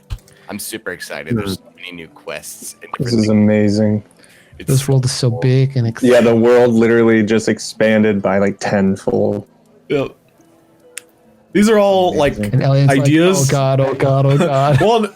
Well, here's the thing. This is what I've found is like I'll give you these plot hooks, and then you guys pick one, and that'll let me like do more with it. Think of it like this, where I have like a circle and all these like ideas on the circle, but like that's where they stop. And so once you guys pick that idea, like I can go further with it. You know? All right. Well, yeah. Let's wrap up all of this stuff we're doing now, and then get back to Call Gaia. We have And then so I many think we can make a things decision. already, like before we even go back. I mean, like, how much more do we have with the Alonso arc? Oh my god, please stop calling it that. Alonso doesn't even care about his dad anymore. He doesn't. That's not Hear about true. Your dad. I wanna, We're gonna go see Dr. Elwick. We need to see Milo off. We're in the tavern now to see Milo off back to call Gaia, and then we're gonna take care of business and we'll figure out where to go from there. Oh, we gotta investigate Ruby if she's even there. okay, Ruth? yeah, we got more to do here. Yeah, her name's Ruth. We'll Ruth. continue Yeah. on. Yeah. But I'm glad all of this shit is in my journal now. This is- We probably so do cool. want to play cautious though and call Gaia because of Ruth. Actually, Mm-hmm. You don't want to be seen. That's I for wonder sure. if she knows me. We can just put our hoods over our heads. We'll be just fine. You do have a glowing blue boy. I'd have to. She Yeah. got a good look at me, and I tend to stand out. Yeah, he does. I'm a stand out. goblin. I don't think there's that many of me in the city either. And if she's a noble and I know who she is, she might know who I am. Why would she know who you are? Because of most higher families all just are like connected in some sense. I'm not saying she does. It's just possible. She's his cousin, It's not, no, she's not. distant cousin. Are you revealing to us that you're a higher? Everybody knows Bruce Vivane, right? At least everyone in my city does. Yeah, you're the wealthy multi-billionaire philanthropist. Yeah. Does Bruce Vane or Vane Industries have anything to do with medicine, or that gets shipped anywhere? There's probably a a company that is under the umbrella somewhere. If there's Vane like Tylenol or something, then I've heard of you. But other than that, Vane and all, Vaneville, Oh my god. Hadville. Should we do any quick shopping stuff, or are we wrapping up? I don't think I have a lot of money to spend. Well, you do have Milo, and he did promise 25 gold pieces per each of you for the successful completion of your mission. And so he, as you're all sitting out at a table enjoying your drinks, he'll go ahead and pass a pouch of 25 gold pieces to each of you. Gentlemen, Nice. it has been a true honor. I personally will tell Grimwall about your success, and I think you all deserve a bonus. As you mentioned, we did not have to cure the frickin' tree. All I was sent is to record what happened. And me and Chipso here, and he points to his invisible flying monkey that only he can see. None of you can actually see what he's pointing at. Chipso, yeah, well, we have a recording of everything that transpired, and I ensure that, you will get your just rewards. So, if you all, how can I contact you? Does my Messenger pigeon. Gemini stone work for that kind of stuff? Oh, yes, here, I am. I'll write down your Gmail address. Yeah, here. We'll So stay you- in touch. He opens up his spell book. Email. Yeah. It's it- laszlo.remington@gmail.com. Very nice. I didn't know you used the Morse code setting. Okay, so I will secure transport to Call Gaia. Are you guys coming with me? We still have some business to take care of here, but we'll be there shortly. Okay, so if you can get a hold of Grimwall, he will give you your earnings. Essentially, like, I am a contractor. I was employed by him, me with the Arcanist Guild. So you'll have to talk to him to get your bonus, but I ensure, with the proof that I have provided, that you will get what you deserve. Fantastic. And he'll make an insight check to see how much he thinks you guys will make.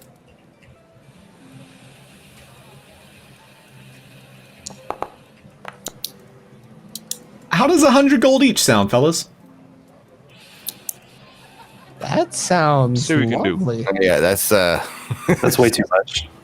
no, Kai. God, shut up. No, no, Shut up, Kai. Everyone puts their hands over Kai's mouth. What Kai means is that he wants to split his share between the rest of us because he doesn't really like gold all that much. Oh, okay. I'll let him know. But yeah, Grimwall, he'll talk to Alonso specifically because, Alonso is now a official representative, I believe. You'll have to talk to him, though, to officiate all of that jazz. But yeah, gentlemen, it has been an honor. Please contact me if you ever need my services. I am a scribe in the great city of Call Gaia. Come find me at the Arcanist Guild. Alonso had to think for a moment. He's like, "Oh, that's right. I shot that little goblin fellow in the kneecap for that reward. That's right. That's right. I'm a representative now." What guild did he say he was from? The I Arcanist punched Guild. Alonso in his kneecap. Yeah, and you disengage under the table. Oh, Salvatore pats Alonso on the shoulder and says, "If you were the leader, I would appreciate it." Sure. Fuck.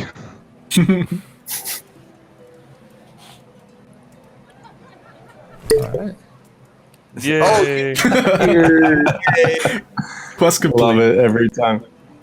Okay, well, that's where we'll end for tonight, and then you all can decide what we're doing to start off tomorrow. So the idea, though, from what I'm aware of and what I can, prepare at least a little bit, is Dr. Elric, right? And then we'll play it from there, or is there any other ideas you guys want to put on the table? Stop by and just on the.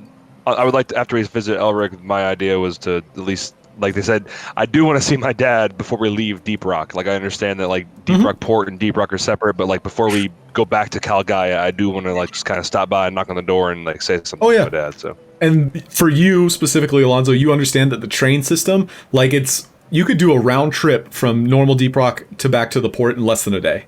So, the train itself is, a 4-hour trip one way. So it's 4-hour trip. You spend, 8 hours there, 4-hour trip back. Yeah, so Okay. then I guess after that we'll go back to Gaia. Yep. And 'Cause that's where you'll get just your keep money. The rat in mind. Yeah. If you want to. Cool.